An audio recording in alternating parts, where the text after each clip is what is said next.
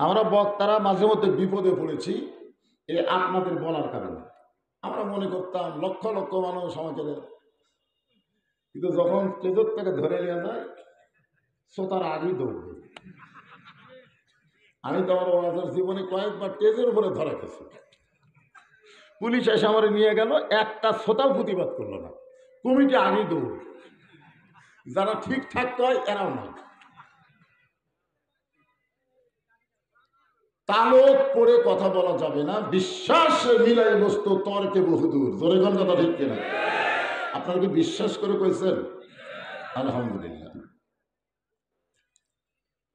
বর্তমানে যে সংবিধান দিয়ে আমাদের বাংলাদেশ চলতেছে, এই সংবিধানের মধ্যে সন্দেহ নাই।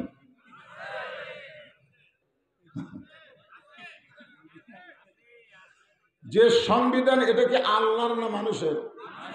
তো মানুষ ইনসান মানে কি? ইনসান মানে তো ভুল। নাসিয়ন থেকে ইনসান, মানুষ ভুল থেকেই সৃষ্টি। তাহলে সেই মানুষ একটা সংবিধান লিখলো, ওই সংবিধানে ভুল নাই? সন্দেহ, ধোঁকা। হাসিনা নতুন একটা সংবিধান করে বাংলার মানুষকে ধোঁকা দিয়ে বোকা বানাইছে। জনগণ কথা ঠিক কিনা? এখন চিন্তা করেন, যার মধ্যে সন্দেহ আছে, ভুল আছে, ধোঁকা আছে, সেই সংবিধান দিয়ে যদি আমরা চলি, মুসলমানের ঘরে জন্ম নিলেও আমরা মুসলমান হয়ে মরতে পারবো না। কারণ আল্লাহ একটা কঠিন কথা বলছে। আল্লাহ বলেছে, লা তামুতুন্না ইল্লা ওয়া আনতুম মুসলিমুন, মুসলমান না হয়ে তোমরা কেউ মরিও না। মুসলমান হয়ে যদি মরতে চাই, আল্লাহর কোরআনের বিকল্প কোন রাস্তা, সবাই জোরে বলেন, রাস্তা নাই। যার কারণে আল্লাহ বললেন, যালিকাল কিতাবু লা রাইবা ফীহি হুদাল লিল মুত্তাকিন।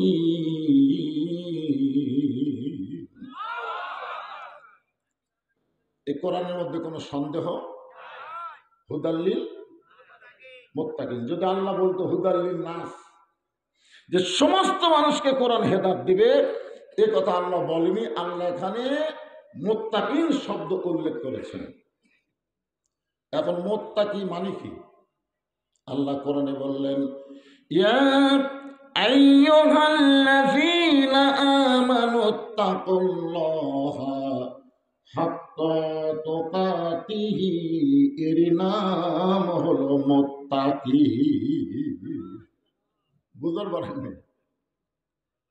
আত্তাকুল্লাহ হাক্কা তুকাতিহি, এরই নাম হলো মুত্তাকি। এখন মুত্তাকি হবার গেলে আপনারা বলেন তো, আমরা বাংলাদেশে যে আইন আছে, এই আইনে মানুষ কতদূর ভয় করে?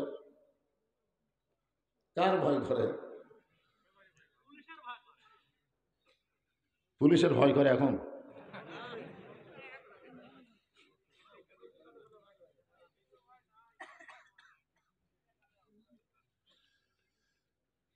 আপনি যখন নাটোরের কেন্দ্রীয় মসজিদে জোহরের নামাজ পড়তে যাবেন, আপনার যদি 2000 টাকার জুতা থাকে, আপনি অন্তর থেকে বলেন তো, জুতা কি দরজার থেকে সামনে কাতারে যাবেন? তাহলে জুতা কি করবেন? হাতত নেবেন, ঠিক না? আপনি সত্যি করে বলেন তো, আল্লাহর ঘরের দরজায় আপনি কার ভয়ে জুতা হাতত নেবেন? তাহলে চোরের ভয়ে জুতা হাতত নিয়ে আপনি আল্লাহর ভয়ে মসজিদে ঢুকতেছেন।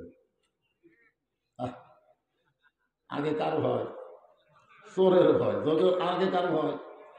তারপরে আল্লাহর ভয়। এর জন্য কি দুই অন্তর না একই অন্তর? কথা কয় না। অন্তর কি দুইটা না একটা? তাহলে চোরের ভয়, আল্লাহর ভয় একই অন্তরে যদি রয়, তার কোনদিন নামাজ কবুল হয়? এতদিন ধরে আমরা নামাজ পড়তেছি, কবুল হচ্ছে কিনা একটাবার খেয়াল করে দেখেন তো।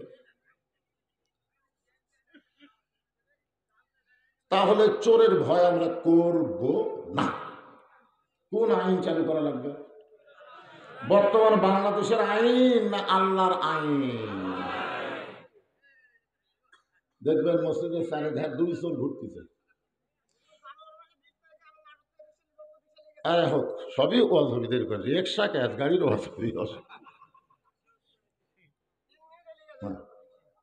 চিন্তা করে দেখেন, 2 জুতা চোর ঘুরতেছে। অনেকক্ষণ ঘোরার পরে দেখে একটা ভালো জুতাও নেই, যে কয়টা আছে সিনা সেটা ভাঙ্গা চুরা কম দাম। তখন 2 চোর সাইডে গল্প করতেছে আমাকে ভয়ে। সব ভালো জুতা মসজিদের মধ্যে ঢুকছে, কার ভয়ে? বর্তমান বাংলাদেশে চোরের মশান বাইরে গেছে। মানুষের তৈরি আইন যতদিন থাকবে চোর ডাকাতের মশান বেশি হবে। জরিকার কথা ঠিক কিনা? আর আল্লাহর আইন যখন চালু হবে চোর ডাকাতের কোনো মশানই থাকবে না, মানে চোর ডাকাতি থাকবে না। দুইটা রাস্তা, একটা রাস্তা খুবই তেলতেলা রাস্তা, আর একটা হলো ভাঙ্গা চূড়া।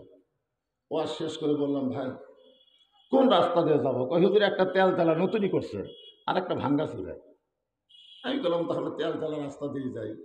সাইড থেকে একজন বলতেছে একটু সমস্যা আছে, ভাঙ্গা চূড়া দিলে চোর ডাকাতের হাতে পড়বেন না, আর তেলতেলার মধ্যে মাঝে মধ্যে গাছ ফেলেতে সামনে।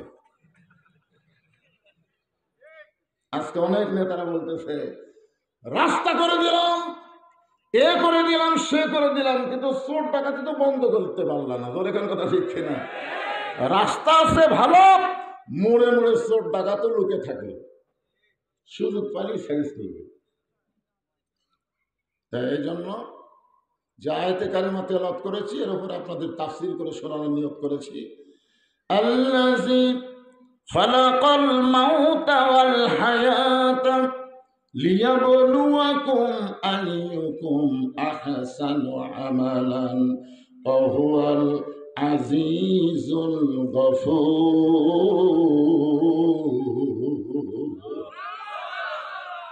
এই আয়াতটাকে সামনে নিয়ে আজকের আলোচনা হবে ইনশাআল্লাহ।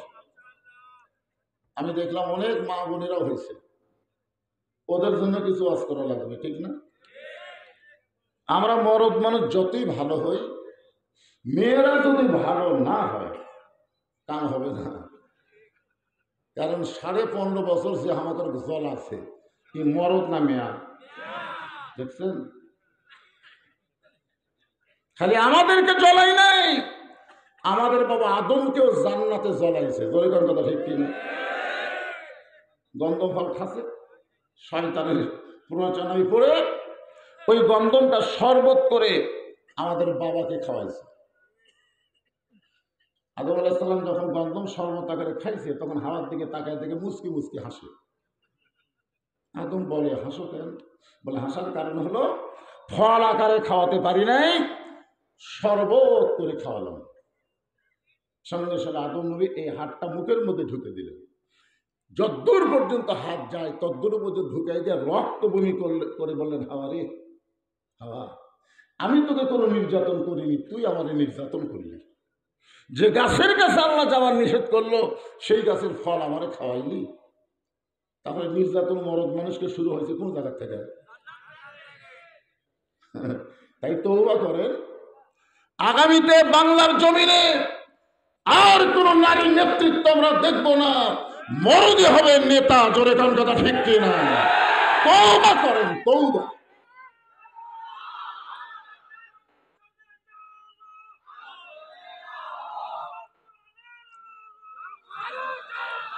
লিল্লাহি তাকবীর। এই আয়াতের তাফসীর করার আগে আমি বুখারী শরীফ থেকে একটা হাদিস করি।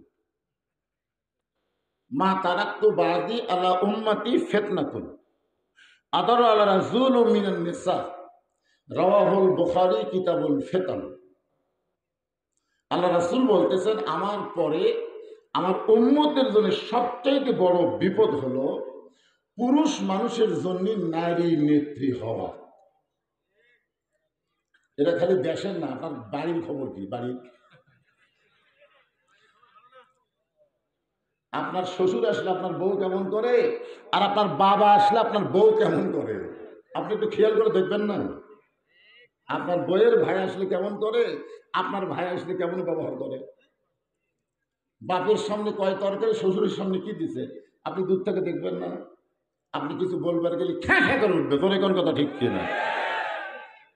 খালি দেশের জন্য নারী নেতৃত্ব হারাম না, নিজের বাড়ির জন্য কোনো নারী নেতৃত্ব চলবে না। তোর কোন কথা ঠিক কিনা, কথা বলে। এই জন্য আমার মা বোনদেরও কিছু ওয়াজ করানো আছে, আছে না নাই, আমি সেইটা ইনশাল্লাহ শোনাবো, আল্লাহ যদি তৌফিক দেয়। মাইকওয়ালা ভাইকে বলবো একটু সাউন্ডটা কমে দাও বাবা, এত গনগন করলে ওয়াজ করা যায়। আয়াতটা আরেকবার শোনেন, আয়াতটা শোনেন, শুনলেও লাভ আছে, আছে না নাই। আল্লাহ কোরআনে বলেছেন, ওয়াইজা কুরিয়াল কোরআনু ফাস্তামিউ লাহু ওয়া আনসিতু লাআল্লাকুম তুরহামুন। যখন বক্তা কোরআন তেলাওয়াত করবে, পড়বে, তোমরা চুপ থেকে উহা শ্রবণ করো। যে পড়বে এবং যারা শুনবে উভয়ের উপরে আল্লাহ সমান রহমত বর্ষণ করবে। আল্লাযী খালাকাল মাউতা ওয়াল হায়াতা লিয়াবলুয়াকুম আইয়ুকুম আহসানু আমালান ওয়া হুয়াল আজিজুল গফুর।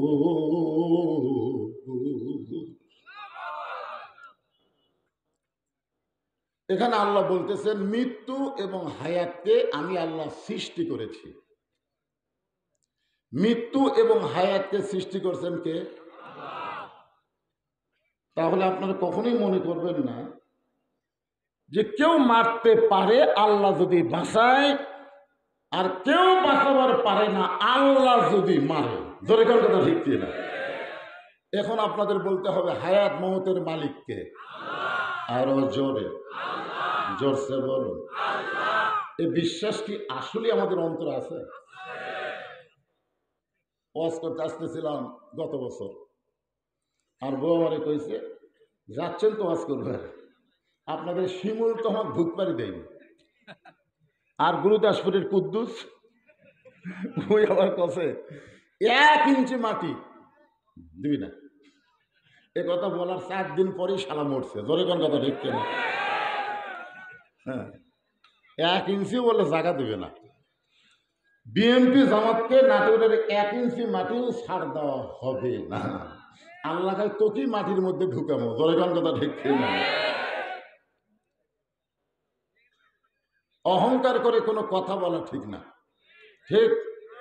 অহংকারের মালিককে, আরো জোরে। সাধারণ মানুষ হয় 2 টাকার মানুষ, চলতে পথে 2 দিন থামিলাম, যাবার কালে একজনারও দেখা না পাইলাম।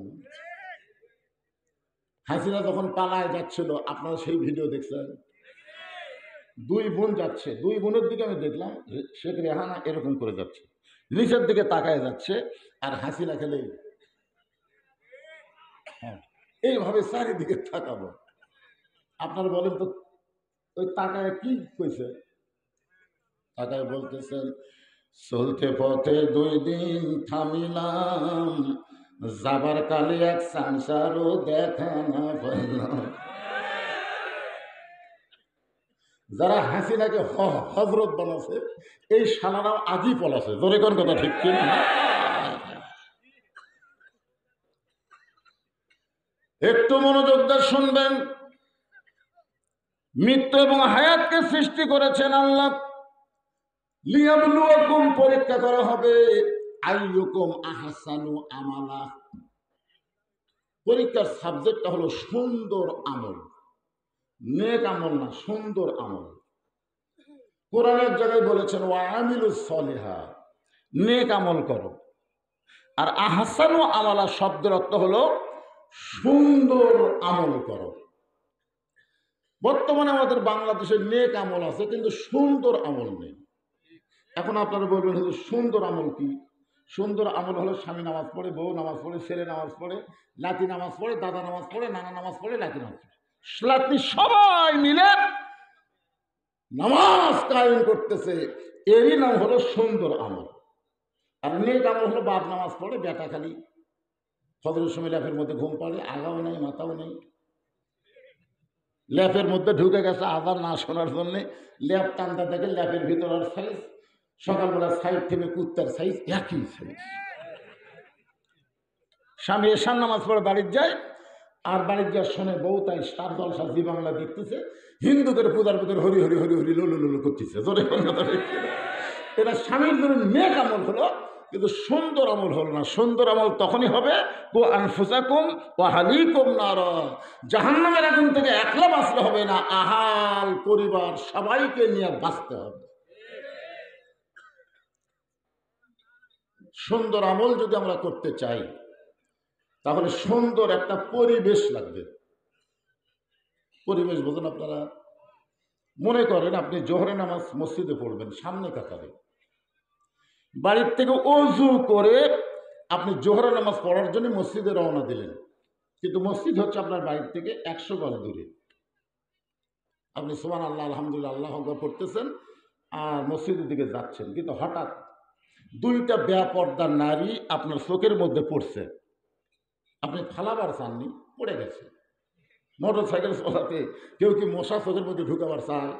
কিন্তু হঠাৎ পড়ে, এখন কি করবেন? অমুকের বউ আপনার চোখত পড়ছে, আপনি নাউযুবিল্লাহ করে মসজিদে গেলেন, সামনে কাতারে দাঁড়ায় আপনি নিয়ত করলেন ইলা জিহাতিল কাবাতি শরীফাত আল্লাহু আকবার, মুখ আছে কাবার দিকে, চোখ আছে সেজদার দিকে, আর মন খালি বলতেছে রাস্তা কি দেখলি যে। আপনার বলেন নামাজ হবে? তার মানে কি বোঝা গেল? হাদিস আছে বিস্তারিত, হুজুরি কলব ব্যতীত করছেন কালো, নামাজ তোর হবে না। তবে কেন গাও জোয়ারি, মানুষকে দেখাও নামাজ পড়ি, ও তোমার সিদ্ধ বীজে সুফসল ফলে না, আজও কেন আল্লাহর নামাজ কায়েম করলা না? নামাজ যদি কায়েম করতে চান, প্রতিষ্ঠিত করতে চান, তাহলে ইমাম সাহেব যেই মাত্র সালাম ফিরাবে সঙ্গে সঙ্গে আপনাকে দাঁড়ায় বলতে হবে জরুরি এলাম। ইমাম কয় কে রে? কিসের এলাম? ভাই অমুকের বউ রাস্তার মধ্যে বেপর্দা হয়ে ঘোরার কারণে আমার চোখত পড়ে অন্তরের মধ্যে ঢুকে গেছে, আর এই দুইজনের বেপর্দা বইয়ের কারণে আজকে আমার নামাজ হয়নি। এখন ইমাম সাহেবের নেতৃত্বে আমরা বেপর্দার বিরুদ্ধে কিছু একটা করবার চাই। হুজুর আপনি কি কন? সঙ্গে সঙ্গে ইমাম বলতেছে ওয়াকারনা ফি বুয়ুতিকুন্না ওয়ালা তাবাররুজনা তাবাররুজাল জাহিলিয়াতিল উলা। এখন ইমাম বলতেছে আমার নেতৃত্বে তোমরা সমস্ত মুসল্লি গোটা পাড়া মিছিল করা লাগবে।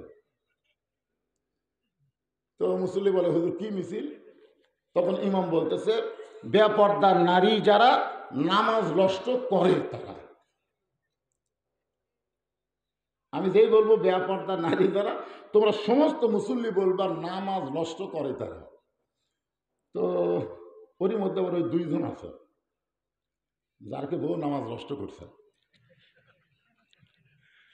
কি ইমাম মানে নেতা? ইমাম মানে কি? ইমাম বলতেছে আমি সামনে সামনে, তোমরা পিছনে পিছনে। ইমাম এখন সামনে গিয়ে বলতেছে বেপর্দা নারী যারা সমস্ত মুসল্লি বলে নামাজ নষ্ট করে তারা। গোটা পাড়া ঘুরিছে, সমস্ত মেয়েরা খালি গরিব বাবারে, আমাকে বেপর্দার বিরুদ্ধে মিছিল শুরু হয়ে গেছে। সমাজের বেপর্দা মুক্ত, বেপর্দার নারী মুক্ত একটা পরিবেশ আমাদের দরকার। ধরে কোন কথা ঠিক কিনা? এটা কেমনি সম্ভব? এই পাগলা, আমি কই এটা কেমনি সম্ভব? এক নাম কর।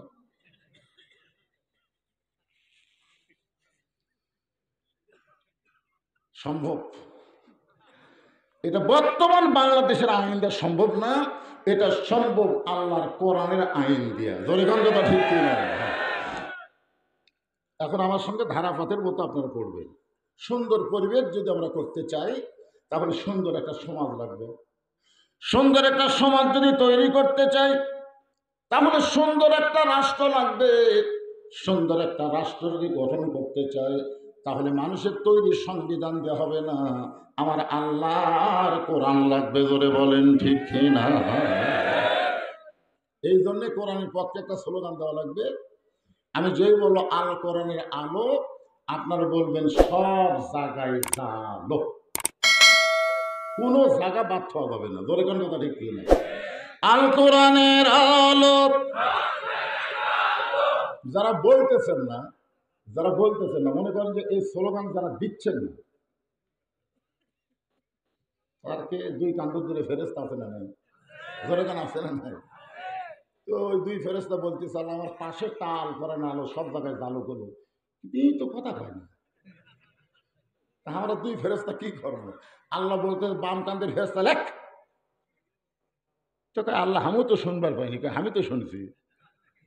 ফেরেস্তাকে আল্লাহ আপনি কেমনি শুনলেন? আরে পাগলারা শোন, তোরা বললে শুনিস, আর আমি আল্লাহ না বললেও শুনতে পাই। লেখ লেখ, আর বাম কাদ্দত লেখ, বোবা শয়তান, এই মানুষরূপী শয়তান যারা হক কথার স্লোগান দেয় না, এরাই হলো শয়তান। জোরে বলেন কথা ঠিক কিনা? তা আমরা শয়তান হব? আমরা পাপী হতে পারি, কিন্তু আমরা শয়তান হব না। এজন্য গলা খাকারে জানতো আল কোরআনের আলো, কোরআন হাদিস যেখানে, দুনিয়ার মুসলমান লিল্লাহে তাকবীর। আপনার বলেন তো, ঘড়িতে যদিও রাত 11টা বাজা প্রায়, কিন্তু আপনাকে সাইজ দেখে মনে হচ্ছে কেবল রাত 8টা বাজতেছে। ভিতরের কোনো ক্লান্তি আছে? আল্লাহ সব দূর করে দিয়েছে।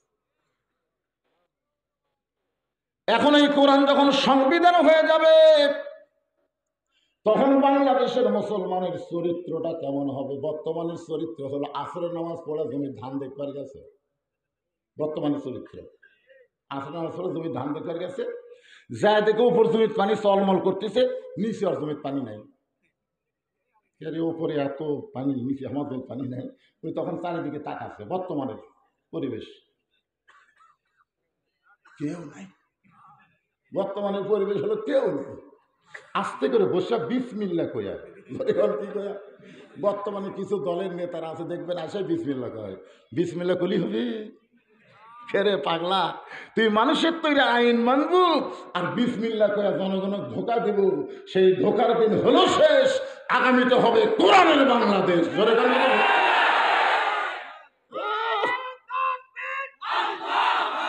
ওয়াজ শোনা লাগবে, বুঝছেন? তকবীর যখন আমি দেবো তখন দেবেন।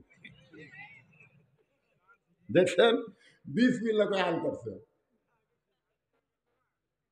যারা মানুষের সংবিধান মানবার চায়, তাদের মুখে বিসমিল্লাহ মানায় না। যখন কথা ঠিক কিনা?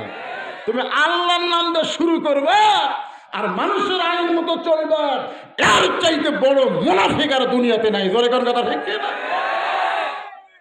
বিসমিল্লাহ কয়ে আইন করছে, একটা ওই পানিতে হাত ধরছে, ধুয়ে আবার উঠে চারিদিকে তাকায় বলে আলহামদুলিল্লাহ, কেউ দেখেনি। আবার দেখছেন আলহামদুলিল্লাহ করতেছে, কেউ দেখেনি। আর কান্দের ফেরেশতাটা আল্লাহ, এই শয়তানের কান্দে ধরে থাকবো না। কেমনে বললো আসরের নামাজ পড়ে আসে, কেমনে বলতেছে কেউ দেখেনি? আল্লাহ বলতেছে বাংলাদেশের পরিবেশ এমনি। বাংলাদেশের পরিবেশে আমরা খালি চারিদিকে তাকাই, আর কোরআনের পরিবেশ আসলে মানুষ চারিদিকে তাকাবে না, সরাসরি।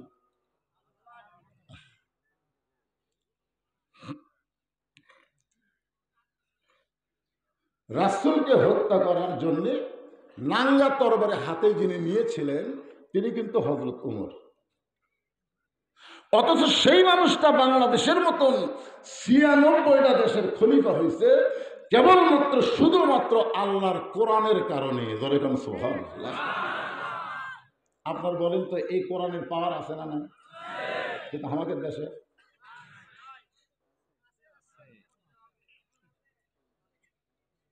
কোরআনের পাওয়ার তো দেখেননি, না দেখলে কেমনে বুঝবেন? সেদিন ষোড়শী নির্জন পথে যাবে, কোনো জন কটু কথা কবে না, পথে আর প্রান্তরে সম্পদের মোহে পড়ে খোনা রাহা জানি হবে না। সবাই বলেন, যদি মেনে চলি কোরআন আর রাসূলের বিধান, সকলেই শান্তিতে থাকবে। বাংলার আকাশে কলেমার পতাকা যেদিন দুলবে। এই আশা কি আপনাদের অন্তরে আছে? আলহামদুলিল্লাহ। অর্ধ পৃথিবীর খলিফা হযরত ওমর, যে কোরআনের কারণে বাংলাদেশের মতন ৯৬টা দেশের নেতা বানায় দিছে, সেই হযরত ওমর আল্লাহর কোরআনকে দেখার জন্য। আমরা আপনারা এখানে আইছেন কোরআন শোনার জন্য। ধরে কোন কথা ঠিক কিনা? কোন বক্তা কেমন ওয়াজ করে? আমি যখন ঘরের মধ্যে ছিলাম, জানলার পাশে একজন বলতেছে, এই হুজুর হাসাবার পারে রে, দেখছেন? ওই আমার গোটাল ওয়াজ মিলে খালি হাসি বুঝিছে। আমি শুনে ফোন করলাম, কি কি কি করবার আসে? ওই হাসি দেখবার আসে। আরে পাগলা, হাসির মধ্যে তো কি বাঁশ হয়, ওইটা তোমাকে দেখা লাগবে না। আমার ওয়াজ হচ্ছে অভরা বাঁশ। ধরে কোন কি বাঁশ? অভরা। আমি হাসিনার 15.5 বছর এভাবে হেসে হেসে মার দিছি। ধরে কোন কথা ঠিক? ওরা খালি করে হাই এইভাবে দিল রে, এইভাবে ধরবার পারেনি, কেন হাসি যে হাসতে হাসতে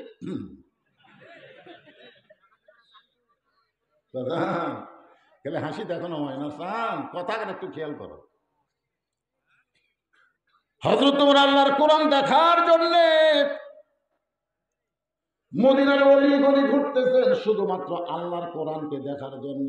হঠাৎ হযরত ওমর দেখতে পাই, দুই পাহাড়ের মাঝখানে একটা বিস্তীর্ণ মরুভূমি। ওই মরুভূমির মধ্যে একজন রাখাল ওটার দুম্বা চড়ায়। হযরত ওমর আল্লাহর কোরআন দেখার জন্য রাখালকে সালাম দিলেন, আসসালামু আলাইকুম রাখাল ভাই, আমার পেটে ক্ষুধা লাগছে, আমি উটের এক পেলা দুধ চাই। রাখাল মুস্কি মুস্কি হাসে। ওমর ফারুক বলে, রাখাল হাসো কেন? বলে, হাসার কারণ হলো তোমার সালামের উত্তর দিব না, তোমাকে এক পেয়ালা দুধও দিব না। ওমর ফারুক বললেন, আমার অপরাধ কি? রাখাল বলে, তোমার অপরাধ হলো আগে তোমার পরিচয় দেওয়া লাগবে, তুমি কে? ওমর ফারুক চিন্তায় পড়ে গেলেন। অর্ধ পৃথিবীর খলিফা ছদ্মবেশ ধারণ করেছে শুধুমাত্র আল্লাহর কোরআন দেখার জন্য। এখন যদি পরিচয় দিই তাহলে গুমর তো ফাঁস হয়ে যাবে। এমন সময় আল্লাহর কোরআন বলে, ওমর, রাখাল যখন তোমার পরিচয় চাইছে, তুমি আসল পরিচয় দাও। তোমার আসল পরিচয় তুমি ওমর না, তোমার আসল পরিচয় তুমি অর্ধ পৃথিবীর খলিফা না, তোমার আসল পরিচয় হলো মিল্লাতা আবিকুম ইব্রাহিম ওয়া সাম্মাকুমুল মুসলিমিন। তোমার আসল পরিচয় হলো তোমার জাতির পিতা ইব্রাহিম, শেখ মুজিব না। বাংলার মুসলমান। এটা আমার কথা না, আল্লাহর কথা। মিল্লাতা আবিকুম, তোমাদের পিতা ইব্রাহিম, হুয়া তিনি, সাম্মাকুমুল মুসলিমিন, তোমাদের নাম রেখেছে মুসলমান। এখন আমি বলবো আমাদের পরিচয় কি, সবাই বলবেন মুসলমান। বলতে পারবে না ভাইজান? এই সময় কিন্তু মুখ বন্ধ রাখাই চলবে না, কারণ ফেরেশতারা কলম খালি এরকম করা আছে, খালি বলা মাত্রই ডান সাইডে লিখবি, আর না বললি বাম সাইডে বোবা শয়তান। আপনার কোন ফেরেশতাকে লেখাবেন, ডানের ডানা বামের ডান? এই জন্য মুখ সাইজ করে। আমাদের আসল পরিচয় কি? আরো জোরে।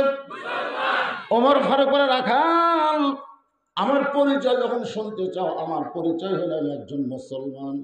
রাখাল মুস্কি মুস্কি হাসে। ওমর ফারুক বলে, আবার হাসার কারণ কি? বলে, আপনি আসল না নকল? মুসলমান তো মুসলমানই, এর মধ্যে আসল নকল কি? ওমর ফারুক বলে, রাখাল, মুসলমান তো মুসলমান, এর মধ্যে আসল নকল কি? রাখাল বলতেছে, আসল মুসলমান যারা হবে তারা চাওয়ার ব্যাপারে সতর্ক থাকবে, দরকার হলে তারা ফাঁসির মঞ্চে যাবে, কিন্তু রাষ্ট্রপতির কাছে বাঁচার দরখাস্ত লিখবে না। আসল মুসলমান যারা হবে দরকার হলে ফাঁসির মঞ্চে যাবে, রাষ্ট্রপতির কাছে তারা দরখাস্ত লিখবে না। এরকম কিছু আসল মুসলমান আমাদের বাংলাদেশ থেকে ফাঁসির মঞ্চে গিয়ে বিদায় দিয়েছে। তোর এখন কথা ঠিক কি? তার মধ্যে একজন মুসলমানের নাম হলো মীর কাসেম আলী। নাম কি? মীর কাসেম আলী। উকিল বলতেছে, স্যার রাত 12টায় আপনার ফাঁসি হবে। উনি বলতেছে, আলহামদুলিল্লাহ। কিরে ফাঁসির কথা শুনে আলহামদুলিল্লাহ? স্যার এখন রাত 9:30 বাজে, 12টা বাজতে মাত্র 2.5 ঘন্টা আছে, আপনি আলহামদুলিল্লাহ বলতেছেন? বলে ভাইজান এখন 2.5 ঘন্টা কথা বসে থাকে লাভ কি? আমি 2 ঘন্টা ঘুম পাড়ি। উকিল পাগল হয়ে গেছে রে, 2.5 ঘন্টা পর তার ফাঁসি হবে, সে বলে 2 ঘন্টা ঘুম পাড়বে। উকিল মন খারাপ করে বের হয়ে গেছে। 2 ঘন্টা পর আসা দেখে ফাঁসির কন্ডম ছেলে নাক ডেকে ঘুম পাড়তেছে। ঘড়ি দেখে কয় 8 ঘন্টা আছে, আর এই হারে ঘুম পাড়তেছি মানুষ। পায়ের আঙ্গুলে যখন চিপি মারছে সঙ্গে সঙ্গে চেতন পায়, বলে ভাইজান ফাঁসির সময় কি হয়ে গেছে? বলে না স্যার এখনো 8 ঘন্টা। আলহামদুলিল্লাহ। ওযু করে 2 রাকাত নামাজ পড়ে, কোরআনের সূরা মুলক সূরা মুজাম্মিল তেলাওয়াত করে। বলে ভাইজান যে কয়টা কাপড় আছে এর মধ্যে সবচাইতে ভালো কোনটা, ওটা আমি পরবার চাই। উকিল বাছাই করে দিলে ওই পাঞ্জাবি পরে মাথার চুল আঁকড়ায় বলে, ভাইজান আমাকে দেখতে কেমন লাগতেছে? উকিল কান্দর বলে, স্যার আপনার ফাঁসি হবে। আপনি যেইভাবে কাপড় পরে বলতেছেন আমারে কেমন লাগতেছে, আপনি কি শ্বশুর বাড়ি যাবেন? মীর কাসেম আলী মুস্কি মুস্কি হাসার বলে, উকিল ফাঁসি হবে আমার, আর তুমি কাঁদতেছো কেন? তুমি কি জানো 2 ঘন্টা ঘুমের ভিতরে আল্লাহ পাক আমারে ফয়সালা করে দিয়েছে। মীর কাসেম আলী শোনো, ফাঁসির মঞ্চে তোমাকে 8টা জান্নাত বরণ করা হবে। ولا تقولوا لمن يقتل في سبيل الله أموات بل أحياء ولكن لا تشعرون।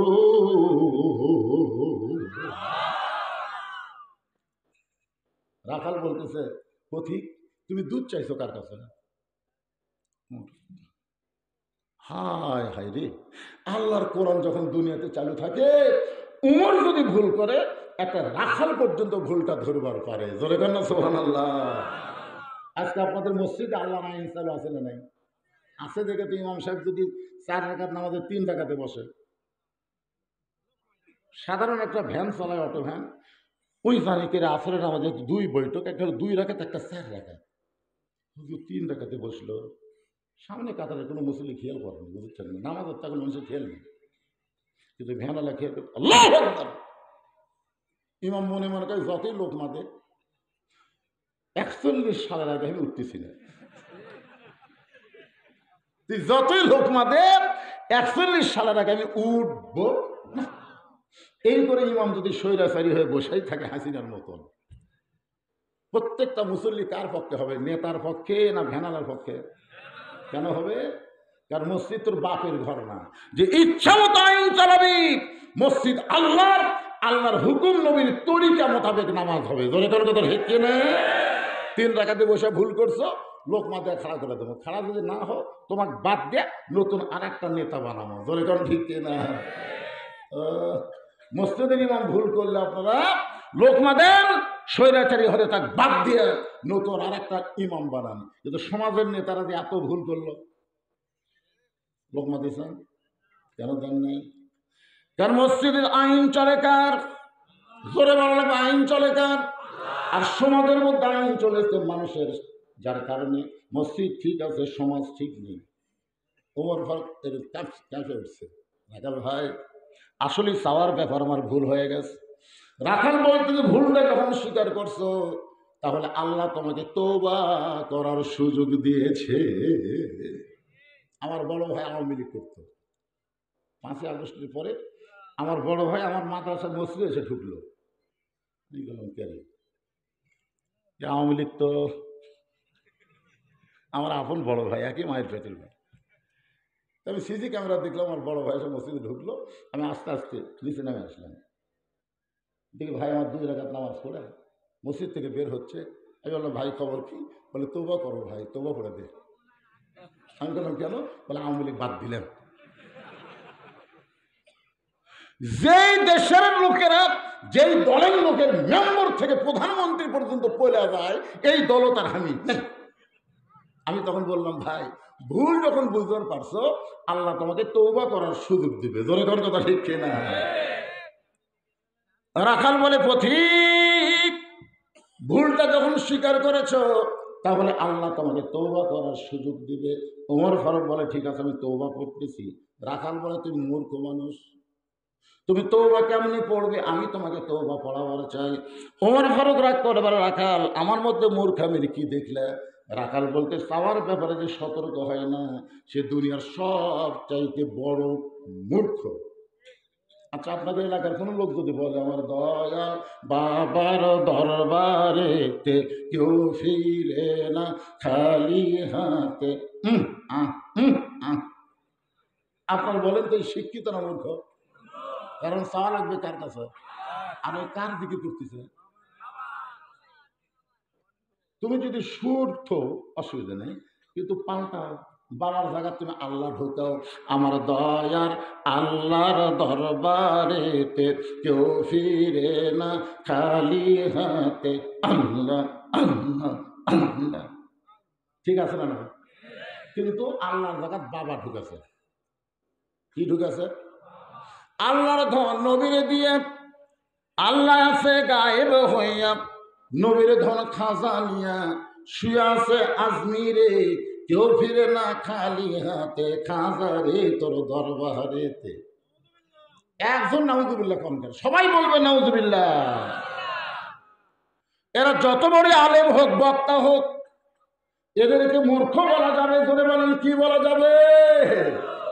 রাখাল বলে পথিক, তুমি যদি মূর্খ না হও তাহলে চাওয়ার ব্যাপারে তুমি ভুল করলে কেন? তুমি তৌবা পড়তে পারবা না, আমি তোমাকে তৌবা পড়াই, তুমি আমার সঙ্গে তৌবা পড়ো। ওমর মনে মনে কান্দর বলে আল্লাহ তোমার কোরআন যখন দুনিয়াতে চালু থাকবে, উমর যদি ভুল করে একটা রাখাল পর্যন্ত ভুল ধরার সাহস পাবে, এমনকি তাকে তৌবা করার মতন সাহস হবে। ওমর ফারুক বলে ঠিক আছে রাখাল ভাই, তাহলে তুমি আমাকে তৌবা পড়ায় দাও। এখন আমার সামনে যারা বসে আছেন, বিশেষ করে এই যে হিলফুল পুজোর যে যুবকেরা আজকের মাহফিল করতেছে, আমি মনে হয় একটা আন্দাজে বলতেছি না সত্যি বলতেছি, এরা মনে হয় এসব নামাজ পড়েনি, মনে হচ্ছে আমার।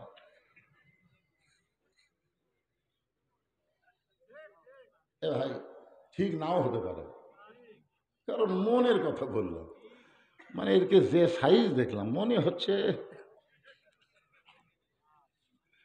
আচ্ছা এই যে বাচ্চারা 8 বছর হলে মাহফিল করতেছে, 8 বছর না 1 কোটি বছর যদি মাহফিল করে আর একটা ওয়াক্ত নামাজ যদি বাদ দেয়, কি? কারণ রাসূল বুখারী শরীফের হাদিস, মান তারাকা সালাতু মুতাম্মিদান ফাকাত কাফারা, ইচ্ছা করে 1 ওয়াক্ত নামাজ যারা বাদ দিল আল্লাহর সঙ্গে তারা কুফরি করল। তাহলে যে বাবুরা সোনার চাঁদেরা তোমরা নামাজ পড়োনি, তোমরা এখন তওবা করে ফজর থেকে নামাজ ধরার চিন্তা করো। আল্লাহ বলেছেন যদি তওবা করে ফজর থেকে নামাজ ধরার চিন্তা করে নিয়ত করে, যত নামাজ না পড়ার পাপ হয়েছে আমি আল্লাহ সঙ্গে সঙ্গে মাফ করে দিলাম। তাহলে আমাদের তওবা করতে কোনো সমস্যা আছে? আর আমরা যারা নামাজ পড়েছি, যেভাবে নামাজ পড়ার দরকার আমরা সেভাবে পড়িনি, খালি ফটাফট মারছি। এত জোরে সুরা ফাতিহা পড়ছে না, ফরজ নামাজ তো ইমামের পাশে পড়ছে, কিন্তু সুন্নত যখন পড়ে দুই কান্দের ফেরেশতাকে আল্লাহ এত জোরে সূরা ফাতিহা পড়লো না কি পড়লো আমরা তো বুঝবার পারবো না, লেখবো কি? এই জন্য সবাই আমরা তওবা করবো, সমস্যা আছে?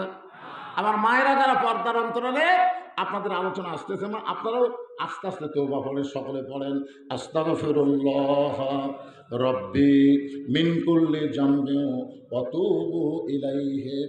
ওমর ফারুক রাখালের কাছে তওবা পড়ার পরে বলতেছে, ও রাখাল ভাই, আল্লাহর হস্তে উটের 1 পেয়ালা দুধ দাও, যে দুধটা পান করে ক্ষুধা নিবারণ করতে চাই। রাখাল মুসকে মুসকে হাসে। ওমর ফারুক বলে রাখাল আল্লাহর হস্তে বললাম, তারপরে হাসো কেন? রাখাল বলতেছে তওবা করার পরে তুমি মুনাফিকি করলে। যেই বলছে মুনাফিক, আজকে অনেক নেতারা বলতেছে কোরআনের মাহফিল করতে অনুমতি লাগে না। আগেকার যুগে বক্তাদের মারছে, পিড়িছে, মাইক তারা দিচ্ছে। আমাদের বগুড়াতে কয়েকদিন আগে একটা মাহফিলে এই যে দলের লোকেরা ভাষণ মারতেছে, এই লোকের এক চেয়ারম্যান সাহেব মারছে। দেখেন ইউটিউবে, দেখেন নাই? আমি সেই দিন বলেছি, সেই দিন কি বলছি সেটা ইউটিউবে ভাইরাল হয়ে গেছে। এবং পিনাকি ভট্টাচার্য আমাকে নিয়ে একটা ভিডিও বার করছে। দেখেন রে ভাই, দেখেন নি? কি আমি একটা কথা বলেছিলাম, ওরা তাও শর্ত দিয়ে মাহফিলে তুলে দিছে, এরা হয়তো উঠপেরে দিবি না। কারণ বিসমিল্লাহ কয়ে জমির আল কাটে, বোঝেন না? কথা বুঝতে পারতেছেন না? মুখে শুধু বিসমিল্লাহ রাখলে হবে না, একটু মনোযোগ দিয়ে কথাগুলো শোনেন। ওমর ফারুক বলে রাখাল মুখে যা আসে তা বলতে পারো না, আমার মধ্যে মুনাফিকের কি দেখলে? রাখাল বলতেছে লিমা তাকুলু মা লা তাফালুন, তোমার মুখের সাথে মনের মিল নেই। ওমর ফারুক বলে কেমনি? তুমি সত্যি করে বলো তো, আমি কি উটের মালিক? আমি যদি উটের মালিক হতাম তাহলে তুমি আমাকে রাখাল বললে কেন? আর যখনই তুমি আমাকে রাখাল বলছো তখন তোমার মন বলতেছে আমি উটের মালিক না। আর মালিক বাদা রাখালের কাছে আল্লাহর হস্তে চাইলেও রাখাল দিবার পারবে। মনে করেন আমি এক রাখাল, ও শেষ করে টেস্ট থেকে দিই নামছি, এক লোক দৌড়ে এসে আমার হাতে একটা চকচকা টাকা দিয়ে বলে 100 টাকার লোক, হুজুর দোয়া করেন। আমি টাকা পকেটে থেকে বললাম বাবা কিসের দোয়া? হুজুর আমার বইয়ের পেটে একটা বাচ্চা আইছে, আল্লাহ যেন পুত্র দেয়। তখন এই পকেট থেকে 200 টাকা বের করে দিলেন। বলে হুজুর আমি দিলাম 100, আপনি 200। আমি বললাম পাগলা, তুই জানিস না যার কাছে দোয়া চাচ্ছু সেই 3 মেয়ের বাপ। এখন পর্যন্ত আমার কোনো ছেলেই হয়নি রে। তা আমার দোয়া দিয়ে যদি তোর বইয়ের সন্তান পুত্র হয় তাহলে আমার 3টা হলো কেন? হুজুর আমি তার এটা জানি না। তাহলে আপনি টাকা আপনি নেন, আমার দাম দেন। পরে যেই টাকা দিছি 100 টাকা, ওই নিয়ে দৌড় মারতেছে। আমি খপ করে হাত ধরে বললাম কোথায় যাবি? বলে ওই হুজুরের কাছে যাবো যার বেটা ফাওয়াল আছে। আমি বললাম পাগল, তোর আমি বুঝাইলাম কোনো হুজুর না, কোনো পীর না, কোনো বাবা না। বাবার যদি চাও তাহলে মালিকের কাছে চাওয়া লাগবে। ধরে কোন কথা ঠিক?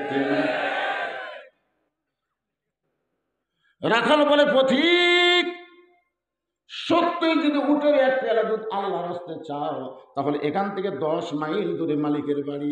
ওই মালিকের বাড়ির দরজা দিয়ে বলো মালিক তোমার রাখাল উট আর দুম্বা চড়াই। তুমি মালিক যদি হুকুম দাও তাহলে রাখাল আল্লাহর হস্তে উটের এক পেয়ালা দুধ দিবে। ওমর ফারুক বলে রাখাল ভাই এত কষ্ট করে মালিকের বাড়ি যাওয়ার দরকার নাই, বরং তোমাকে 2টা টাকা দিলাম, এই 2টা টাকার বিনিময়ে তুমি উটের এক পেয়ালা দুধ দাও। রাখাল বলে পথিক তুমি কি হযরত ওমরকে চেনো? ওমর কি? রাখাল বলতেছে পথিক তুমি কি হযরত ওমরকে চেনো? ওমর চুপ করছে। ওমরকে চিনলে কি? আর তুমি জানো ওমরের গুপ্ত বাহিনী যদি দূর থেকে দেখতে পারবা, তুমি আমাকে 2 টাকা ঘুষ দিছ, আর মালিক বাদ তোমাকে উঠে এক পেলা দুধ দিছি, তাহলে তোমাকেও ধরবে আমাকেও ধরবে। এই বুড়া বয়সে তুমি ধরা পড়বা? ওমর ফারুক বলে রাখাল ভাই তাহলে চলো পাহাড়ের গুহার মধ্যে যাই, ওই গুহার মধ্যে গোপনে 2 টাকা দেবো, তুমি গোপনে ওটের এক পেলা দুধ দিবে, তাহলে তোমার মালিকও জানতে পারবে না, ওমরের গুপ্ত বাহিনীও ধরতে পারবে না। রাখাল চিল্লায় বলে তুমি ভণ্ড, তুমি ভণ্ড, তুমি ভণ্ড। ওমর ফারুক বলে রাখাল আমার মধ্যে ভণ্ডামের কি দেখলে? রাখাল বলে পথিক রে, ওই পাহাড়ের গুহার মধ্যে দেওয়া নেওয়া করলে ওমরের গুপ্ত বাহিনী ধরতে পারবে না, আমার মালিক জানতে পারবে না, কিন্তু রাখালের আল্লাহ দেখতে পায়। সঙ্গে সঙ্গে ওমর ফারুক মারছে দৌড়, এক দৌড়ে পাহাড়ের পাদদেশে গিয়া 2 রাকাত নামাজ পড়ে বলতেছে আল্লাহ তোমার কোরআন এত সুন্দর। এতক্ষণ আমি রাখাল দেখিনি আল্লাহ, রাখালের ভিতরে তোমার কোটা কোরআনের আমল দেখতেছি। ধরে কেন সুবহানাল্লাহ। আল্লাহ তোমার কোরআন এত সুন্দর। এই বলে হযরত ওমর যখন কাঁদতেছে, রাখাল পিছনে গিয়ে বলে যতই কান্দ উটের দুধ দিবার পারলাম না। ওমর ফারুক চোখের পানি মুছে বলতে যে ভাই উটের দুধ আমার দরকার নেই, শুধু তোমার কাছে জানতে চাই তুমি না দেখা আল্লাহকে কলিজার মধ্যে জায়গা দিয়ে আল্লাহর কোরআন অনুযায়ী চলতেছো, এর বিনিময়ে তোমার চাহিদা কি? একটা চাহিদা আছে তো। সাইদে হুজুর 13 বছর জেলখানা থাকলো কোনো অন্যায় না করে, তারপরে জেলখানা থেকে বের করে তাকে হাসপাতালে নিয়ে গিয়ে হত্যা করলো। আপনার বলেন তো চাহিদা কি? একটা চাহিদা নাই?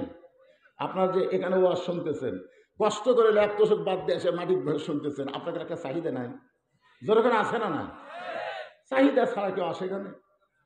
ওমর ফারুক বলে রাখাল, না দেখে আল্লাহকে কলিজার মধ্যে জায়গা দিয়ে আল্লাহর কোরআন অনুযায়ী চলতেছো, তোমার চাহিদা কি? তোমার তো ভালো চাকরি নেই, তুমি উর্দু চড়াও, তোমার ভালো বাড়িও নেই, তোমার ভালো খাওয়াও নেই, এরপরেও তুমি কোরআন অনুযায়ী চলতেছো, এর বিনিময়ে তোমার চাহিদা কি? সঙ্গে সঙ্গে রাখাল কান্দার বলে, পথিক আমার চাহিদার কথা যখন শুনতে চাও তাহলে শোনো। রব্বানা, সকলে পড়েন, রব্বানা আতিনা ফিদ দুনিয়া হাসানাতাও ওয়া ফিল আখিরাতি হাসানা ওয়া কিনা আযাবান্নার। ওমর ফারুক বলে রাখাল, আমি তোমার চাহিদার কথা শুনতে চাইলাম আর তুমি আল্লাহর কোরআনের আয়াত শুনলাম। রাখাল বলে, তুমি আসলেই মূর্খ। আরে পাগলা, এই আয়াতের মধ্যে আমি দুইটা চাহিদার কথা বললাম। 1 নম্বর চাহিদা হলো আতিনা ফিদ দুনিয়া হাসানা, দুনিয়ার সৌন্দর্য। 2 নম্বর চাহিদা হলো অফিল আখিরাতে হাসানা, আখিরাতের সৌন্দর্য। দুনিয়ার সৌন্দর্য হলো মহামানব হযরত উমরকে আমি এক নজর দেখতে চাই, যে আমার আল্লাহর কোরআন দিয়ে রাষ্ট্র চালানোর কারণে আমার মতো একটা নাদান রাখাল আল্লাহর কোরআন অনুযায়ী চলতেছি, সেই হযরত উমরকে যদি একটা বার দেখতে পাইতাম তাহলে দুনিয়ার চাহিদা আল্লাহ আমার পুরা করত। আমার 2 নম্বর চাহিদা হলো আমি রাখাল যখন মরে যাব, অঘম রাখালকে আল্লাহ যেন জান্নাত দেয়। সঙ্গে সঙ্গে ওমর ফারুক এক দৌড়ে গিয়ে রাখাল হাত ঠপ করে ধরছে, হাত ধরে 3 বার চুমা খাচ্ছে। রাখাল ভাই পাগল নাকি রে, আমার ঘামা হাতে 3 বার চুমা খেলা। ওমর ফারুক বলে, রাখাল ভাই তোমার 2 নম্বর চাহিদা আল্লাহ পুরা করছে, মরার সাথে সাথেই আল্লাহ তোমাকে জান্নাত দিয়ে বরণ করে নেবে। আপনারা সুবহানাল্লাহ কোন, কিন্তু রাখাল সুবহানাল্লাহ পায় না।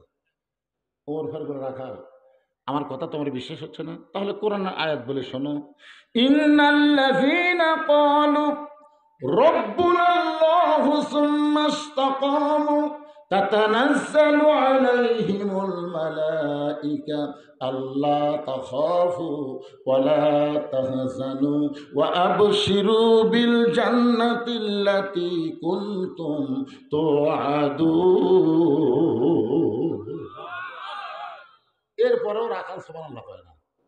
ওমর কয়, রে মরার সঙ্গে সঙ্গে আল্লাহ তোমাকে 8টা জান্নাত দেবে, সুবহানাল্লাহ কয় না কেন? রাখাল বলতে, ভাই মরে গেলে জান্নাত, এ বাকি কথা তো ভালোই কর, কিন্তু হযরত ওমরকে এক নজর দেখতে পাবো, এই নগদ কথা বলতে তোমার কোন জায়গার বাজার? সারা জীবন বাংলাদেশের কি ইসলামী দল মরে গেলে কি হবে, মরে গেলে কি হবে, আরে বাঁচতে কি হবে আগে সেটা জানা লাগবে। ধরে কারণ ঠিক কিনা? আপনি দোয়ার মধ্যে কি বললেন? রব্বানা আতিনা ফিদ দুনিয়া হাসানা। দুনিয়া যদি তুমি মানুষের আইন মেনে চলো, তোমার আখিরাত জীবনও সুন্দর হবে না। এই দুনিয়া আল্লাহর আইন মেনে চললে আখিরাতে আল্লাহ তোমাকে জান্নাত দিবে। ধরে কারণ কথা ঠিক কিনা? দুনিয়াতে যা ইচ্ছা তাই, মরে গেলে জান্নাত পাই, বাপের বাড়ি। মরে গেলে আল্লাহ জান্নাত দিবে, এই কথা তুমি ভালোই বলতেছ, কিন্তু হযরত ওমরকে এক নজর দেখতে পাবো, এই কথা বলতে তোমার কোন জায়গা বাজে? ওমর ফারুক চিন্তা পড়ে গেছে, যে লোকটা আমার তওবা পড়াছে, এইদিকে কথা কে বলে, গল্প কি করে না কি? যে লোকটা আমাকে তওবা পড়াছে, যে লোকটা আমাকে মুনাফিক করছে, যে লোকটা আমাকে ভণ্ড করছে, এখন যদি বলি আমি ওমর, বলাও সারা, হার্ট ফেল করে মরাও সারা। হযরত ওমর যে রাস্তা দিয়ে যায়, ওই রাস্তা দিয়ে 40 দিন শয়তান যাইতে ভয় পায়। একদিন আল্লাহর নবী যাচ্ছে, শয়তান খুব দৌড়ে দৌড়ে যাচ্ছে, যাওয়ার সময় নবী থেকে আসসালামু আলাইকুম ইয়া রাসূলুল্লাহ। নবী কয়, কে রে শয়তান, হামাক সালাম দিস, তুই কার ভয় দৌড়ে আস? তখন বলতে, হুজুর আপনার সাহাবী ওমর আসতেছে। আমি দৌড়ে, রাসূল কয়, পাগলা দৌড়া লাগবে কে, এক সাইডে খাড়া হয়ে থাক, ওমর যাক, তারপর তুই আবার যা। শয়তান কয়, হুজুর আপনি জানেন না, ওমর যে রাস্তা দিয়ে একদিন যায়, ওই রাস্তা দিয়ে আমি 40 দিন যাইতে ভয় পাই। সুবহানাল্লাহ না কেন? যে উমরকে দেখে শয়তান 40 দিন ভয় পায়, আর সেই উমরও তওবা পড়াছে। তোর এখন কি পড়াছে? খালি তওবা পড়াছে। মুনাফিক করছে, ভণ্ড করছে। এখন যদি উমর বলে রাখাল আমি উমর রে, তুই শুনবি ঠিকই, নাচবি না। শোনা ছাড়া হাত তেল করে মারাও ছাড়া। ওমর ফারুক চিন্তায় পড়ে গেলেন, এখন আমি কি করব? কিন্তু সুবহানাল্লাহ কয় না, মরার পরে জান্নাত সুবহানাল্লাহ যে কয় না। এখন ওমর চিন্তায় পড়ে গেল। এমন সময় আল্লাহর কোরআন বলতেছে, উদউ ইলা সাবিলি রাব্বিকা বিল হিকমাহ। রাখাল, সত্যি যদি ওমরকে দেখতে চাও তাহলে তোমাকে ফজরের নামাজ সামনে কাতারে আদায় করা লাগবে। ফজর যদি সামনে কাতারে আদায় করো, মেহরাবের মধ্যে যেই মানুষটাকে দেখবি ইমামতি করতেছে, ওই মানুষটি হলেন হযরত মুহাম্মদ।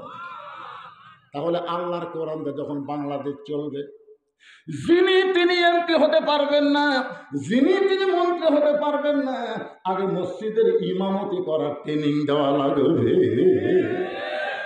এই জন্য 3টা দল সবসময় কোরআন বিজয়ের বিপক্ষে। কয় দল? 1 নম্বর দল হলো আবু জেহেলের রাষ্ট্রীয় শক্তি।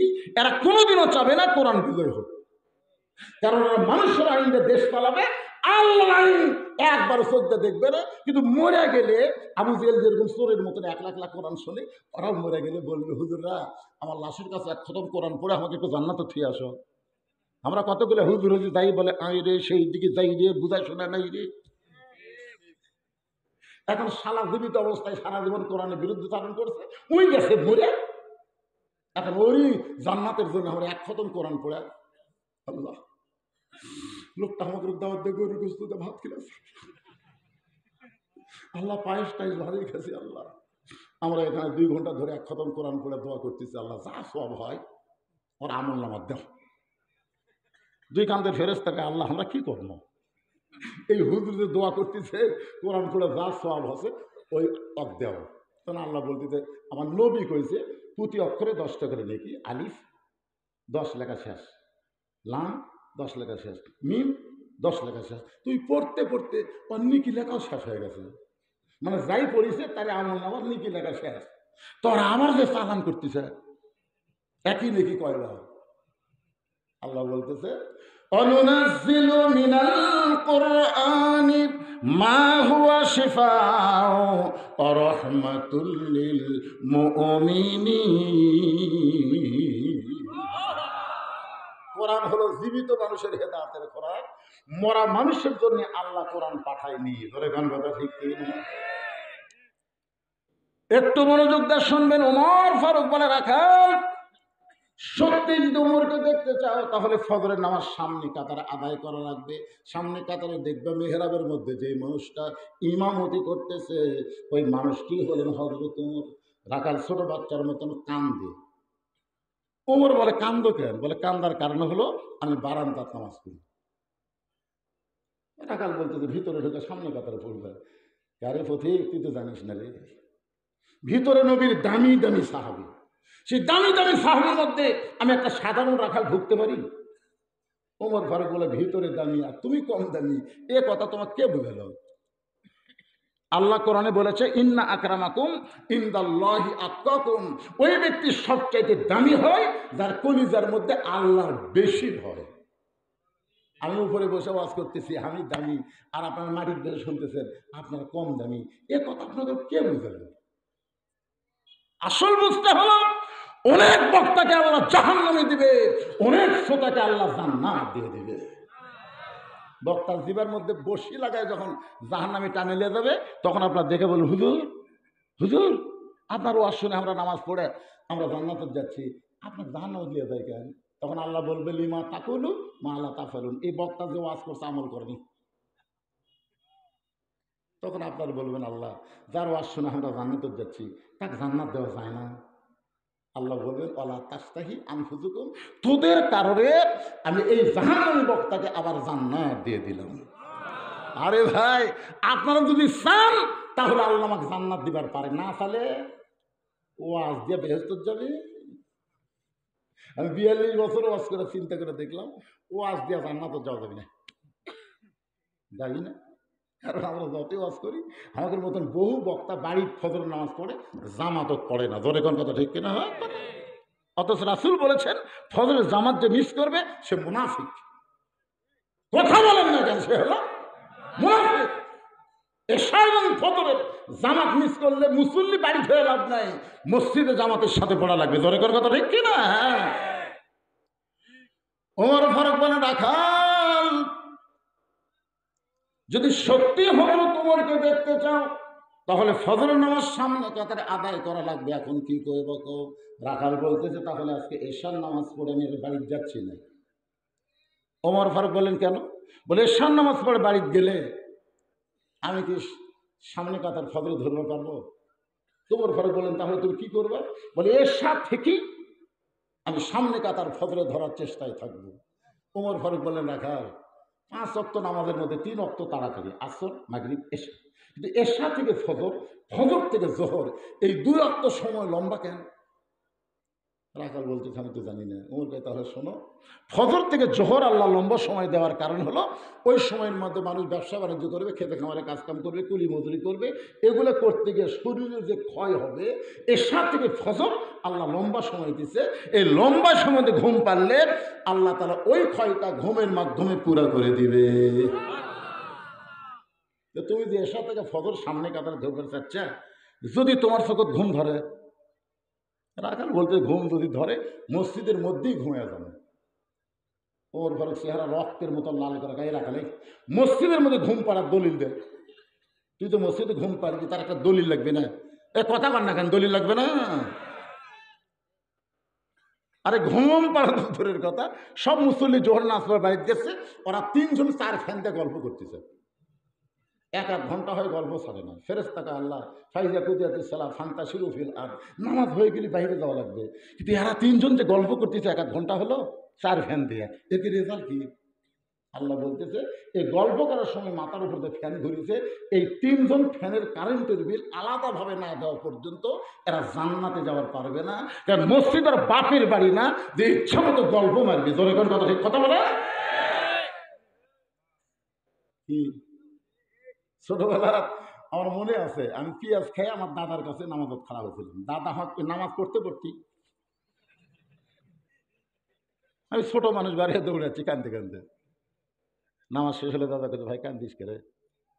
ঘুরতে পারলেন, তোর মুখ দাদা গন্ধ বাড়ায়, তুই পেঁয়াজ খাই চুকা হয় দাদা। আরে পাগলা, কাঁচা রসুন কাঁচা পেঁয়াজ খায় মসজিদে ঢোকা যাবে না রে পাগল, ফেরেশতার কষ্ট হয়। হ্যাঁ রে, কাঁচা রসুন কাঁচা পেঁয়াজ খায় ঢুকলে ফেরেশতার কষ্ট হয়। আর এখন মসজিদের মধ্যে পেঁয়াজ কাটে মুড়ি মাখতেছে। এই বিড়ি খাওয়ার কথা কে করলো না? বিড়ি খায় মসজিদের মধ্যে কি হলো হয় সেটা পরের কথা, বোঝ যখন তোর কি হয়। একদিন আমি ওয়াজ করছি যে আল্লাহ রাসূল মা আয়েশার সাথে যখন ঘুমাতেন মুখের সাথে মুখ লাগায় ঘুমাতেন। নবীর সুন্নত হলো স্বামী স্ত্রীর মুখে মুখে মুখ দিয়ে ঘুমানো। ইতিমধ্যে মেয়েদের মধ্যে সিলি পাইছে, হুজুর খবরদার এই ফতোয়া আর দেন না, আমার স্বামী যে বিড়ি খাওয়া খায় ওই ঘরের মধ্যে ঢুকলে মানে ভোগরা ফাটা ঢুকছে, আর মুখের সাথে মুখ লাগানো। মসজিদের মধ্যে কি হয় সেটা পরের কথা, বউ দেখো তো তোর বউ কি কয়। আল্লাহ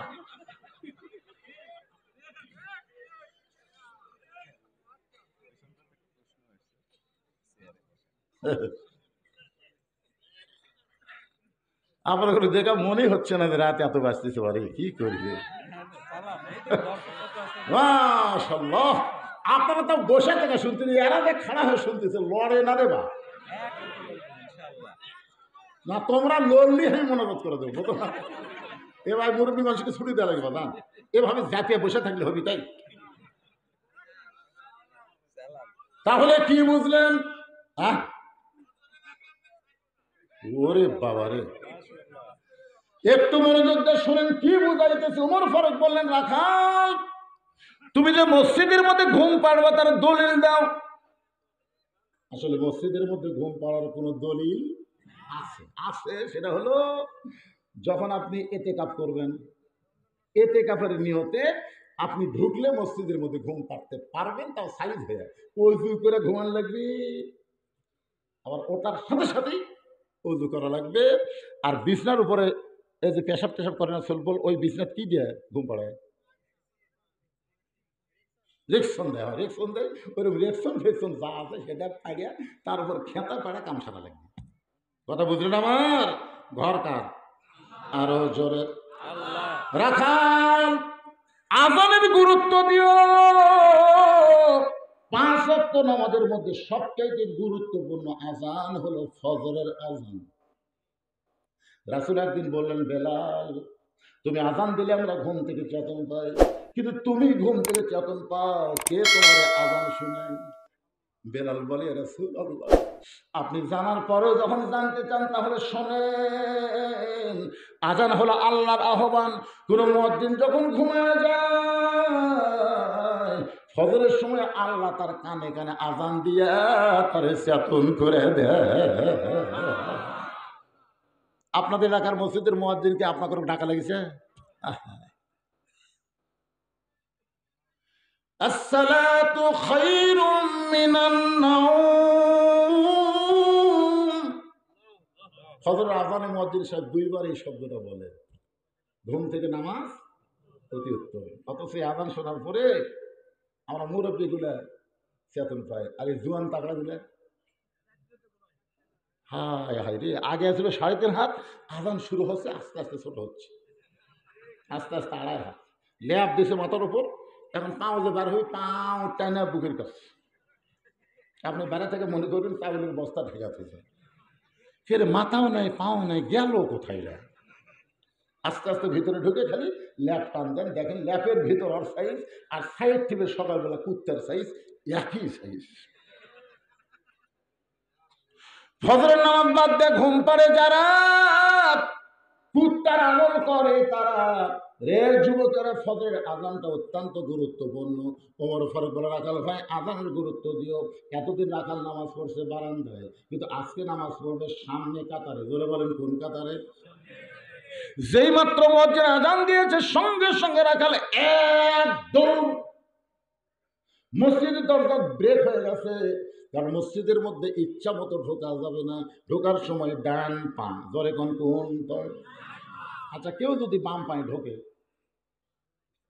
না, যদি কেউ খেয়াল করেনি ব্যাগ খেলে বাম পায়ে ঢুকছে, এরকম হয় না? ধরে কোন হয় তো হয় না? যদি ঢোকে তাহলে রাসূল বলেছেন তাকে আবার ব্যাক গিয়ার দেওয়া লাগবে। ব্যাক গিয়ার, ব্যাক গিয়ার বোঝেন? যেভাবে ঢুকিছে ওইভাবে পিছনে আসা লাগবে। আসে মসজিদের দরজায় 3 বার ইস্তেগফার করা লাগবে, আস্তাগফিরুল্লাহ আস্তাগফিরুল্লাহ আস্তাগফিরুল্লাহ। পড়ার পরে আবার ডান পায়ে ঢোকা লাগবে। আল্লাহর আইন, ঢোকার সময় ডান পায়ে, বের হওয়ার সময় বাম পায়ে। আর একটা দোয়া আছে, আপনার দোয়াটা পড়েন, আল্লাহুম্মা ইফতাহলি আবওয়াব রাহমাতিক। এই দোয়াটার অর্থ যদি আপনারা বুঝতেন তাহলে মসজিদ ঢুকে কোনোদিন ঘড়ি দেখতেন না। কারণ মুয়াজ্জিনকে দায়িত্ব দেওয়া আছে, আছে না নাই? কথা কোন আছে না নাই? মুয়াজ্জিন ঘড়ি দেখতে, তা আপনি এত দেখেন কে? কিছুক্ষণ পর পরে, কে ভাই কয় মিনিট আমার ডাক তো এখনো 2 মিনিট ভাই, আজ ঘড়ি লড়তেছে না রে, আজ ঘড়ি লড়তেছে না, আজ ঘড়ি লড়তেছে না। ওই লোকটা নামাজ শেষ করে আসলে যায় 1-8 ঘন্টা আড্ডা মারতেছে, একবার ঘড়ি দেখে না। এটা হচ্ছে দোয়া না বোঝার ফল। আপনি জানেন এই যে আল্লাহুম্মা ইফতাহলি আবওয়াব রাহমাতিক, আপনি জানেন? আপনি যে জায়গার মধ্যে ঢুকতেছেন যতক্ষণ আপনি থাকবেন ততক্ষণ আল্লাহ তাআলা রহমত দিয়ে আপনাকে আবৃত করে রাখবে। রাখাল দোয়াটা পড়ে ডান পায়ে মসজিদের ভিতরে ঢুকে সবার সামনে যাবার চাই, কারণ সামনে তাতে নামাজ না পড়লে তাহলে কোমরকে ভালো করে দেখা যাবে না। এই যে রাখাল যখন সামনে যাবার চায়, প্রত্যেকটা সাহাবী নড়ে সরে রাখালকে যাওয়ার রাস্তা করে দেয়। রাখাল কয়, আল্লাহ রে, বারান্দার থেকে কি ভাবলাম আর ভিতরে ঢুকে কি দেখলাম, এত আমার মন হক বুঝালো ভিতরে দামি দামি, আজকে ঢুকে দেখতেছি আর আমার ধামুতায়। ফকির ঢুকে দেখে বাদশাহ সাজান, 2 হাত তুলে বলতেছে, ও বাদশার বাদশাহ, তোমার দরবারে আমি ফকির, তোমার দরবারে আমি ফকির। ফকির কয়, তাহলে রাজনীতি কার? কে রে? একদিন ধরেই মনে করছি রে বাদশা, টাকা টুকা দেখতেছি ওইও দাম হতায়, তাহলে বাদশা কে রে? শালা বুঝিস না, বলে ইসলামের সাথে রাজনীতির সম্পর্ক নেই। পাগলা পাগলা না হলে এই কথা কয়। বাদশাহ শাহজাহান বাংলাদেশের মতন 45টা দেশের সম্রাট, সেই সম্রাট যদি আল্লাহকে বাদশা বানায় নিজে ফকির হয়ে কানতে পারে, আর তুমি সাধারণ কি হইছ? তাবারাকাল্লাযী বিয়াদিহিল মুলক, গোটা পৃথিবীর রাজত্ব কর্তৃত্ব মালিকানা একমাত্র কার? তাহলে রাজাকে, আর আমরা কি? আমরা ফকির। আপনি বলতে পারেন ইসলামের সাথে ফকরা নীতির সম্পর্ক নাই, কথা বলতে পারেন। রাজনীতির সম্পর্ক না মানে গোটা ইসলামই তো রাজনীতি। এমনকি যে কথাই বেটা বলছে ওর নামের মধ্যে ইসলাম আছে, দেখবেন খোঁজ করে ওর নামের মধ্যে ইসলাম আছে। কে রে পাগলা, তুই সামান্য একটা নামের মধ্যে থেকে ইসলাম বাদ দেবার পারিস নি, আর এত বিশাল একটা রাজনীতি থেকে ইসলাম বাদ দেওয়া যায়? কথা বল না কেন, কথা বল না কেন? এটা ভিতরে না ঢুকলে বোঝা যাবে না তো। আপনি ভিতরে আসেন, আপনি ভিতরে গেছেন, এতে গেছেন 23 সালে। কোন সালে গেছেন? 23 গেছেন, 24 গেছেন। আপনি কিন্তু ওখানে কাবার ভিতরে ঢুকে, কাবার এরিয়ার মধ্যে ঢুকে আপনি একটা কথা বলছেন, মনে আছে আপনার? ইন্নাল হামদা ওয়ান নি'মাতা লাকা ওয়াল মুলক লা শারিকা লাক। বলেন না? আচ্ছা, লাকা ওয়াল মুলক লা শারিকা লাক মানে কি? হে হাদিস কি মানে? বিএনপির যারা হজ করছো, আওয়ামী লীগের যারা হজ করছো, জাতীয় পার্টির যারা হজ করছো, বলো তো এই শব্দের অর্থ কি? এই শব্দের অর্থ হলো রাজত্বের ভিতরে, রাজনীতির ভিতরে একমাত্র আল্লাহ ছাড়া আমি অন্য কাউকে স্বীকার করি না। হজ করার আগে তুমি যে দলই করো করো, হজ করার পরে যদি তুমি আল্লাহর কোরআনের দল না করো, তোমার নামের আগে হাজি লেখা থাকবে, কিন্তু আল্লাহ তোমার হজ কবুল করবে না। ধরে কোন কথা ঠিক কিনা? আল্লাহর ঘরের সামনে তুমি স্বীকারোক্তি দিলে রাজনীতি একমাত্র আল্লাহ, রাজত্ব একমাত্র আল্লাহ, আর দেশে দেশে তুমি মানুষের দল করতেছ, তুমি হাজি, 1 নম্বর পাজি। আগে অ্যাঙ্গেলে মারছে, এখন অ্যাঙ্গেলে মারা লাগবে।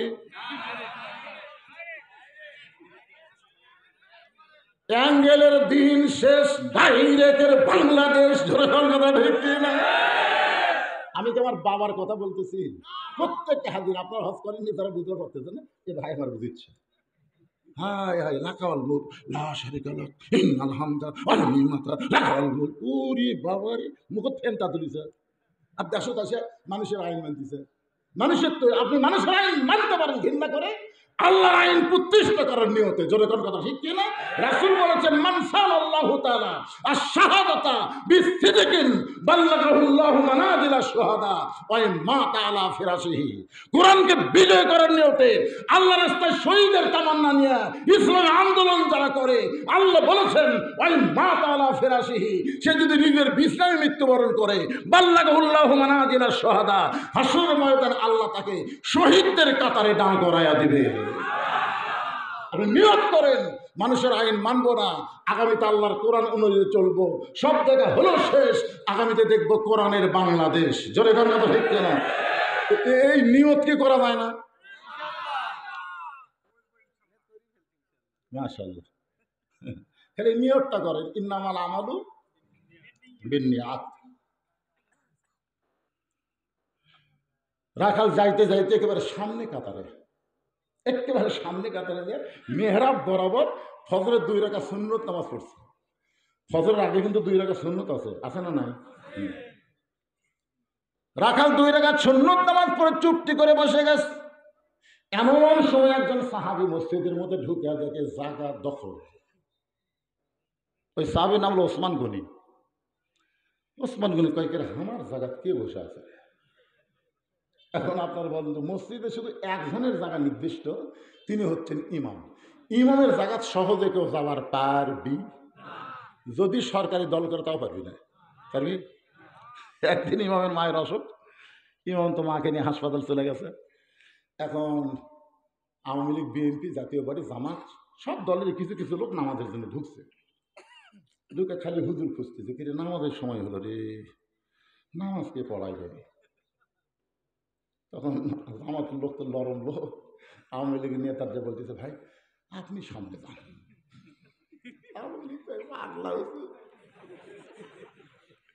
আমি মাঝে মধ্যে ঢুকি রে, কিন্তু ওই জায়গা বিএনপির নেতার কাছে বলতেছে ভাই তাহলে আপনি যান। জোড়হাত ভাই কয় রাকাত নামাজ তাই আমার মুখস্থ, নামাজের সময় হলো রে, এখন সামনে ইমাম কে হবে? আওয়ামী লীগ বলতেছে তুই এত কথা বলিস তুই সমঝা, ওই সামনে যা বলতেছে ভাবিকে তো, আরে পাগলা তুই জামাত আমি আওয়ামী লীগ তুই বিএনপি, ওটা হলো মসজিদে বেড়ার কথা। ভিতরে ঢুকছি আর কোনো দলাদলি না, আমরা সবাই এক কাতার হতে চাই। জোরে খান সুবহানাল্লাহ। ফেরেশতাকে আল্লাহ বাইরে 14 দল 20 দল আর ভিতরে এক কাতার। আল্লাহ বলে মুসলমান সবাই যখন কোরআনের ভিতরে আসবে তখন বাংলাদেশে আর দলাদলি থাকবে না, সব দল তালাক দিয়ে সবাই আল্লাহর দল হয়ে যাবে। জোরে গান কথা ঠিক না? কিন্তু আল্লাহর নবী বলেছেন আমি যখন ইমামতি করবো আমি বরাবর যিনি পিছনে দাঁড়াবে তার নাম হলো আবু বকর। আবু বকর যখন ইমাম হবে আবু বকর বরাবর যিনি পিছনে দাঁড়াবে তার নাম হলো ওমর। ওমর যখন ইমাম হবে ওমর বরাবর পিছনে দাঁড়াবে তার নাম হলো ওসমান। ওসমান যখন ইমাম হবে ওসমান বরাবর পিছনে দাঁড়াবে তার নাম হলো হযরত আলী। আর আলী যখন ইমাম হবে আলী বরাবর। এই বরাবর বলার পরে রাসূল আর কারো নাম বলে না। সাহাবারা বলতেছে রাসূলুল্লাহ হযরত আলী যখন ইমাম হবে আলী বরাবর পিছনে কে দাঁড়াবে? রাসূল বললেন মা ইয়ানতিকু আনিল হাওয়া ইন হুয়া ইল্লা ওয়াহয়ুন ইউহা। আমি রসুল ততক্ষণ পর্যন্ত বলতে পারি যতক্ষণ আমাকে আল্লাহ বলা হয়। এ আলী পর্যন্তই বলার পরে আর কোনো বলার অবকাশ নেই। এ হযরত আলী পর্যন্তই হলো খোলাফায়ে রাশেদিন। দরকার না সুবহানাল্লাহ। তাহলে ওমর ফারুক যখন ইমামতি করবে ওমর ফারুক বরাবর পিছনে কে? সবাই বলেন, আপনি তো বুঝেছেন তো, নামটা বললে কি গুনাহ হবে? নাম কি? কিন্তু আসিয়া দেখে জাগাই দখল। নবীর যত সাহাবী সবচাইতে নরম, এই জন্য আমরা খুতবার মধ্যে বলি আল হায়াউন ওসমান, সবচাইতে সরল এবং নরম। রাখালের কাছে দেখে সামান্য ফাঁকা আছে, ওই ফাঁকের মধ্যে ওসমান করে 2 রাকাত সুন্নত নামাজ পড়েছে। সুন্নত আদায় করার পরে রাখালের দিকে পর পর 3 বার তাকাচ্ছে। যেরকম কয়বার? প্রথম তাকাতে রাখাল কাঁপে উঠছে, দ্বিতীয়বার যে ওসমান, তৃতীয়বার তাকাতে বারবার কি দেখিস মিয়া? মানে মূর্খ মানুষের দিকে আপনি যদি 1 বার 2 বার তাকানো কিন্তু খেপে যাবে। জোরে কথা ঠিক না? আমার গাড়ির সাথে অটো ভ্যানের একটা ইয়ে বেজে দিবি, বুঝছেন? ড্রাইভারকে বললাম গাড়ি থামাতে দেখি, এত জোরে আর ব্রেক নাই, এত জোরে যায় সামান্য রাস্তাতে, যদি একটা কিকরা যায় ভাই, এই কিকরা না সাইজ করবার গেলে আল্লাহ 2টা অটো ভ্যান বেচলেও হবে না। গোটা গাড়ি আবার রং করে তারপরে আবার পালিশ টালিশ করে বহু। আমি গাড়ি থাম, এই ভাই এই কয়ে তাকাছি ভাই, অটো লাগায় হুজুর কি গাড়ির চড়ে বেড়ান আমার দিকে তাকায় থাকেন, তার মানে 1 বার টাকা দিয়েছে গরম। আর ওসমান গনি তাকাছে কয়বার? রাখালকে এই মিয়া বারবার আমার দিকে তাকাও কেন? সঙ্গে সঙ্গে ওসমান গনি দাঁড়িয়ে গেছে। ওসমান গনি বলে ভাইজান কোনোদিন আপনাকে সামনে কাতারে দেখি নাই, আজকে প্রথম দেখতেছি, এইবার বারবার 3 বার তাকাইছি। তোমার পরিচয় কি? বলে আমার পরিচয় হলো আমি একজন রাখাল। যেই বলে তোমার পরিচয় হলো একজন রাখাল, সঙ্গে সঙ্গে ওসমান গনি মুসকি মুসকি হাসতেছে। মুসকি মুসকি হাসার কারণ হলো রাখাল যারা হবে তাদের ভাষা নরম হলে হবে না, রাখালের ভাষা গরম হতে হবে।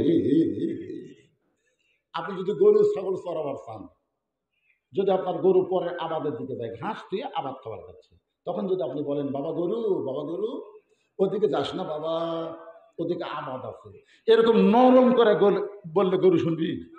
আর যদি বলে এই গরু আর এক ধাপ, গরু কিন্তু মানুষের চাইতে ভালো শোনে। ওরে বাবা লাঠি দেখাচ্ছে, গরু আবার ঘাস খাবার চলে এসেছে। আল্লাহ রাসূল বলেছেন প্রত্যেকটা অভিভাবককে আল্লাহ তাআলা দুনিয়াতে রাখালের দায়িত্ব দিয়ে প্রেরণ করেছে, প্রত্যেকটা অভিভাবককে আল্লাহ রাখালের দায়িত্ব দিয়ে প্রেরণ করেছে। এখন হয়তো আপনারা বলবেন, হুজুর আমার তো গরু ছাগল নাই, তাহলে আমি কার উপর রাখালি করব? আপনি চোখ বন্ধ করে দেখেন, আছে আছে। আপনার বাড়িতে ৪২ বছর একটা গাভী আছে, এটা রূপো করতে বলতেছি, রূপো করতে ৪২ বছর একটা গাভী, ২২ বছর একটা আড়িয়া, আর ১৭ বছর একটা বকনা। এই তিনটার উপর আপনার রাখালি না করলে আপনি জান্নাতে যাবার পারবেন না। এই লেখালেন আপনি জান্নাতে যাওয়ার পারবেন না। ৪২ বছরের গাড়ি হলো আপনার বউ, ২২ বছরের আড়িয়া হলো আপনার বেটা, আর ১৭ বছরের বকনা হলো আপনার মেয়ে।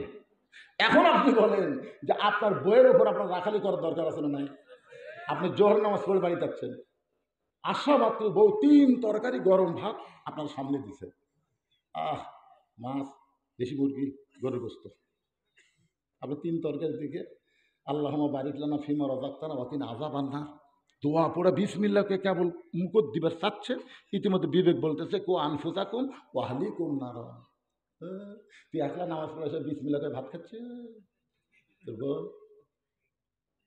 তখন আপনার ভাত খাওয়া বন্ধ করতে পারা লাগবে, কে গো তুমি নামাজ পড়ছো জোহরের? আমি গোসলই করিনি। ও গোসলই করনি কেন? খাবো না রে, কোন বেনামাজের হাতে আমি ভাত খাবো না। গোসল কর, নামাজ পড়। গোসল কর, এটার নাম হলো রাখারি, নামাজ পড়। চোখ লাল করে কবিন, বুঝছেন? ওই গোসল করে তাড়াতাড়ি নামাজ পড়ে স্বামী কয়েছে তাহলে খান, এখন খান। তুই কি মনে করছিস? আল্লাহ বলেছে হুন্না লিবাসুল্লাকুম ও আনতুম লিবাসুল্লাহ হুন্না। স্বামী হলো বিবির পোশাক, বিবি হলো স্বামীর পোশাক। 1,00,000 মতো এক থালি 2 জন বস। বউকে কাছে লোকটি নামাজ পড়ছে, মাশাআল্লাহ। এবার মাছ দা ভাত বইয়ের মুখে তুলে দিয়ে, বউ খাও খাও খাও, ময়না খাও। আপনি যদি আমার খেলেন তা আমি কি করবো? তুমি কাঁটা বেঁচে দাও, তুমি কাঁটা বেঁচে দাও, আমি তোমার খেলে আমার খাই, তোমার খাই।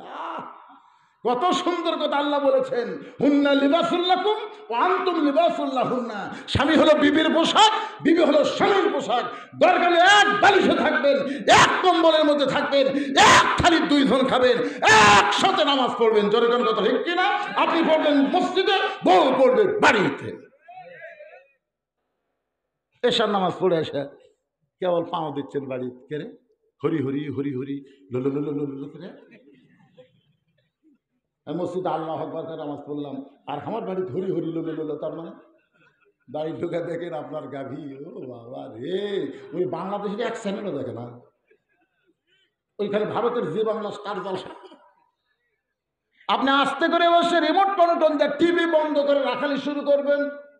রাখালিটা হলে, এই বিবি জানিস তুই যে দেশের চ্যানেল দেখতেছিস, ওই দেশে আমাদের 400 বছরের একটা মসজিদ ছিল, সে মসজিদের নাম হলো বাবরি মসজিদ। সেই বাবরি মসজিদ ভাঙ্গা ভারত, ওই জায়গায় রাম মন্দির বানাইছে। ভারতে মন্দির বানানোর বহু জায়গা আছে, কিন্তু ফাঁকা জায়গায় মন্দির না বানায় মসজিদ ভাঙ্গে মন্দির বানাচ্ছে। আর তুই সে ভারতের চ্যানেল দেখতেছিস, তোর নাটক দেখার কারণে হরি হরি লোহলো বাদ্য শোনা যায়। এই জীবন রাখার চাইতে না রাখাই ভালো। বহু পাও ধরে বললো, স্বামী গো, এই কথা যদি আগে আমারে বলতেন, আমি জীবনে ভারতের চ্যানেল দেখতাম না। আজ থেকে ভারতের চ্যানেল আমি তালাক দিয়া দিলাম। ফেরেশতাকে আল্লাহ কি, আল্লাহ তার স্বামী স্ত্রী দুটো একসাথে জান্নাতি। আপনি ফজর নামাজ পড়বার যাচ্ছেন, যাওয়ার সময় দেখতেছেন আপনার 22 বছরের আইডিয়ার খবর কিরে। আল্লাহ বলেছেন কো আনফুসাকুম ওয়া আহলিকুম নার। বাবা তুমি একলা নামাজ পড়লে হবে না, তো তোমার বেটাক সাথে নামাজ পড়া লাগবে। 7 বছর থেকে নামাজের তালিম দাও, 10 বছর থেকে জোর করে নামাজ ধরাও। পড়বার না চলে ঘাট ধরে কি মারিয়া পিঠে আসলে না, দরকার মারিয়া পিঠে। হ্যাঁ, আপনি 10 বছরের ছেলে মারলে ভয়ে দৌড় মারি মসজিদে, আর যদি 22 বছরে মারবার চান, বেটা যদি খালি খাড়া হয়ে আসেন আসেন বাপ কবির আগে উঠতেছে না কেউ, কেউ উঠতেছে এমন গাল দেবো, বসো না। মুরব্বী মানুষ উঠলে আমার আপত্তি নেই, কারণ মুরব্বী মানুষের ভিড়ে ঢালা হয়ে গেছে, পেশাব লাগতে পারে, কন্ট্রোল করা কঠিন। তুমি জোয়ান টাকা ছেড়ে তুমি কেন উঠবা? তাহলে ঠিক করে হবে না। এখন যে ওয়াজ হচ্ছে এটা শোনাই লাগবে, আইডিয়ার ওয়াজ হচ্ছে। আইডিয়া মানে ছেলে। তাহলে আপনি বাবা ফজলাস পড়তে যাচ্ছেন, আপনার ছেলে কি করতেছে খোঁজ নেওয়ার দরকার আছে না? নাই। ওই তিনটা পর্যন্ত আর্জেন্টিনার খেলা দেখছে, 3টা পর্যন্ত মেসির খেলা দেখছে। আপনি জানেন কিভাবে মেসি গোল কাটলো, কিভাবে গোল দিল? ওরে বাবারে, চোখ খেলি এইরকম লাটার মতো করে দেখছে। যে আর্জেন্টিনার খেলা শেষ, তুই আর নাই বুঝে গেছিস। ওই 1টা পর্যন্ত ফেসবুক চলায়। বাপ জানারা শোনেন, আপনার আইডিয়া 1টা পর্যন্ত ফেসবুক চলায়, জানেন আপনি? তাহলে তুই 12টা পর্যন্ত 1টা পর্যন্ত ফেসবুক চলাস, আর তুই ফজর সময় কুটি দেখেন যে মাথাও নেই পাওয়া নেই কেরা আরে কুটি আস্তে করে বিলাই যেমন ইন্দুর ধরে ওইভাবে আপনি ঢুকবেন। ঢুকে আস্তে করে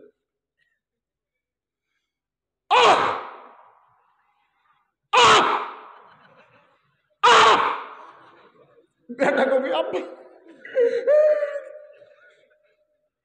হে মানু রে বা আমি বাঁচব না। তো গ্লাবের মধ্যে কি সাইজে দেখতেছি আমি সকালবেলা কুত্তে দেখে এইভাবে ঘুরে। তুই সত্যি করে তুই কি আমার বেটা? বাবলার বেটা। তো সব বাবা উজু করে নামাজ পড়ে যায়। বেটা বাবাকে ভালোবাসে না, উজু করে নামাজ পড়ার গেছে। বাপ কয় দূরে থাকিস না, আমার কাঁচা পায়ের গোড়ালির সঙ্গে গোড়ালি মিল করে আমরা কাতার সদা করি। ফেরেশতাকে আল্লাহ বাপ বেটা, আল্লাহ বলে দুটাই জান্নাতি। কিন্তু সকালবেলা আপনার ছেলে যে টাইট ফুল প্যান্ট করে বার হচ্ছে, কলেজে যাচ্ছে, আপনি ডাকবেন না? ময়না, লোকমান আলাইহিস সালাম তার ছেলেকে ডাকছে, বাবা এদিকে আস। ছেলেকে ডাকে বলতেছেন, বাবা তুমি যে এখন বের হলে কখন আসবে? আব্বা সন্ধ্যার আগে তো আর কলেজ ছুটি দিবি না, সন্ধ্যার দিকে আসবো। এই যে টাইট ফুল প্যান্ট পরে তুমি বাইরে হচ্ছে, সন্ধ্যা পর্যন্ত পেশাবে লাগবি না? ছেলে কয় কেন পেশাবের কথা ভাববা বলা লাগবে তো? আপনার ছেলে আজ করতেছে, 2 বছর পর বিয়ে করার লাগবে না? কথা কর লাগবে কি লাগবে? কথা কর না কেন? তো বিয়ে করার আগে পেশাব করে যদি জীবাণু তৈরি করে যন্ত্র দুর্বল করে, ওর সাথে বিয়ে দিলে তো মেয়ে 2-4 দিন পর চলে যাবে। তাহলে আর যন্ত্র ঠিক হওয়া লাগবে না? আর যন্ত্র ঠিক করলে টাইট ফুল প্যান্ট পরা যাবে না, ঢিলা ঢালা পায়জামা পরা লাগবে। ধরে কোন কথা ঠিক না? পুরুষত্ব ঠিক থাকতে হলে আপনার টাকনুর উপর কাপড় পরা লাগবে, টাকনুর নিচে কোনো পুরুষের কাপড় দেওয়া চলবে না, নাভির উপরে থাকতে হবে, নাভির নিচে দেওয়া চলবে না। ধরে কোন কথা ঠিক না? আপনার ছেলে একটা শার্ট পরছে, রুকুর থেকে সেজদাত গেলে তখন আপনি তাকে দেখুন পিছন টেবিল লাগান ফুলে হয়ে আছে, শার্ট খোল পাঞ্জাবি কাজ দিয়ে। কারণ রুকুর থেকে সেজদাত গেলে পিছনে উঁচে টুচে কেউ দেখতে পারবে না, তোর পাঞ্জাবি দিয়ে ঢেকে থাকবি। কথা কন না কেন ভাইজান? তাহলে আপনার সন্তানকে আপনি শিখাবেন। আপনার 17 বছরের একটা বকনা আছে, বকনা মানে আপনার মেয়ে। এখন আপনি চিন্তা করে দেখেন, আপনার মেয়েটাকে আপনি কি বানাবেন? ফাতেমা বানাবেন না পরিমণি করবে? এ মুসলমান, আপনার মেয়েকে যদি আপনি পরিমণি করতে চান, আপনার কাছে কোনো ওয়াজ নাই। কিন্তু যদি ফাতেমা তৈরি করতে চান তাহলে শোনেন, মাত্র 9 বছরের ফাতেমা নবী ঘরের মধ্যে ঢুইকা দেখে হাতে চুরি দিয়ে মুসকি মুসকি হাসতেছে। 9 বছরের মেয়ে হাতের চুরি দিয়ে হাসতেছে। রাসূল কিন্তু ফাতেমার হাসি দেখবার পারতো, কিন্তু দেখলো না। নবী আমার ঘর থেকে বাইরে হয়ে আসলো, ফাতেমা দেখে কে ঢুকলো, আর সে বাবা বাইরে হলো কেন? বারান্দায় গিয়ে দেখে নবী কাঁদতেছে, নবীর চোখটা দর দর করে পানি পড়তেছে। ফাতেমা নবীর চোখের পানি মুছে দিয়ে বলে, বাবা কি জন্য কাঁদেন? রাসূল বলে, ফাতেমা যে দুনিয়াতে সাজবে মা, আল্লাহ তার আখিরাতের শ্বাস কমায়া দিবে। খুব কঠিন ওয়াজ করছে, কঠিন সহজ? এটা সহজ ওয়াজ? যে দুনিয়াতে সাজবে আল্লাহ তার আখিরাতের শ্বাস কমায় দিবে। সঙ্গে সঙ্গে ফাতেমা হাতের 2টা চুড়ি খুলে মাটি ফাইলা দেয়। নবী দৌড়ে গিয়ে চুড়ি 2টা করে জামার পকেটের মধ্যে ঢুকায়। ফাতেমা বলে, বাবা যে চুড়ি হাতে দেখার কারণে আপনি ঘরের মধ্যে ঢুকলেন না, বারান্দায় কান্না শুরু করে দিলেন, সেই চুড়ি ফেলে দিলাম, আপনি কেন করে পকেটে ঢুকাইলেন? রাসূল বলে, ফাতেমা আয় আয় তুই আমার কাছে আয়। আল্লাহ রাসূল ফাতেমার কপালে একটা চুমা দিয়ে বললেন, ফাতেমা রে, এই চুরি যত্ন করে রাইখা দিব, শুধু চুরি জামা একদিন তোর নাকে নাখুল পরায় দিব, তোর কানে দুল পরায় দিব, তোর গলাত মালা পরায় দিব। ফাতেমা মুস্কি হাসিতে বলেন, বাবা কবে কবে কবে? আল্লাহ রাসূল বললেন, যেদিন তোমার বিবাহ হবে ও ফাতেমা, মেয়েরা কেবলমাত্র একজন ব্যক্তির জন্য সাজতে পারবে, সেই ব্যক্তি হলো তার স্বামী। স্বামী ছাড়া অন্য কোনো পুরুষের জন্য মেয়েরা সাজতে পারবে? জোরে বলেন। এক ছেলে আমাকে একটা কাগজে বলছে, হুজুর একটা মেয়ে খুবই পর্দানিশী, খুবই পর্দানিশী, গ্রামের কোনো মানুষ তার চেহারা দেখেনি, সব সময় বোরকা পরে ঘুরে বেড়ায়, কিন্তু একটা দোষ হলো ওই মেয়েটা মাথার চুল বেছে। আমি কইলাম, যে মেয়ে গ্রামে কেউ দেখবার হয় না, পর্দানিশী, সবসময় পর্দার মধ্যে থাকে, ওই মেয়ে মাথার চুল বেছে? হ্যাঁ, মাথার চুল আসে থেকে যে চুলগুলো বের হয়, এই চুলগুলো জড়ো করে করে 1 মাস পরে 1 টাকার ওজনের চুল দিলে 200 টাকা দেয়। এই মেয়ে সম্পর্কে ফতুয়া কি আপনারা বলেন তো? একটা মেয়ের চুল যদি পর পুরুষ লেগা ছেড়া কিনে, লেগা ছেড়া বোঝেন না? লেগা ভাবি একটু, আর একটু হলে 200 টাকা হবে। চুল তো আর নাই ভাই রে, ঘরে বলতে মুড়ে আছে, মুড়া চুল না বোঝেন না? খালি বেঁচে যে কটমট করছেন, স্বামী দেখেন প্যারাশুট কিনে দেয়, জুই তেল কিনে দেয়, আর এই শালি চুল বেচা খায়। আল্লাহ রাসূল বলেছেন, মেয়েদের চুল যদি মাথা থেকে ওঠে, এই চুল সাধারণ কোনো জায়গায় কবর দেওয়া হবে না, পুরানো গোরস্থানে, পুরানো কবরের মধ্যে চুলকে কবর দেওয়া লাগবে। একমাত্র স্বামী ছাড়া অন্য কোনো পুরুষ নারীদের মাথার চুল স্পর্শ করতে পারবে না। বলে কোন কথা ঠিক না? আপনার এলাকার চুল বেছে নাকি? মরছেন। খালি বইয়ের দোষ হবে না, স্বামীরও দোষ হবে।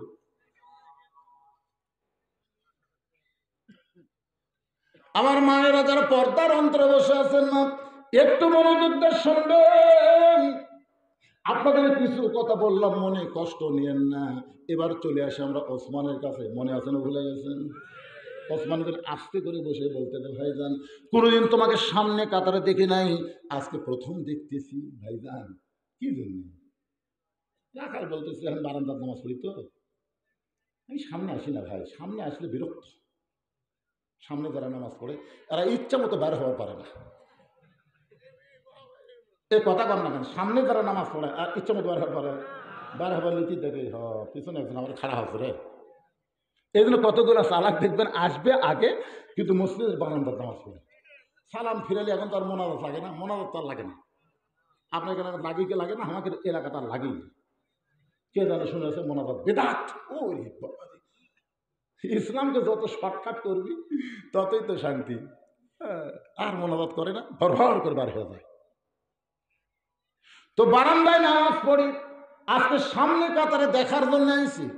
আজকে দেখা হয়ে গেলে আর কষ্ট করে সামনে কোনোদিন আসবো না, কারণ আমার সারা জীবনের সাধনা একটাবার শুধু দেখতে চাই। ওসমান গনি বললেন, ভাইজান আজ দেখি আপনার সাথে দেখা হবি। রাখাল বলছে যে কও কি, আমার চোখ ভালো তো, দেখা হবে না মানে? ওসমান গনি ছোট বাচ্চার মতন কান্দার, বলে ভাই রে, কয়েক বছর হলে সামনে কাতারে নামাজ পড়তেছি, এখন পর্যন্ত আমি দেখতে পাইলাম না।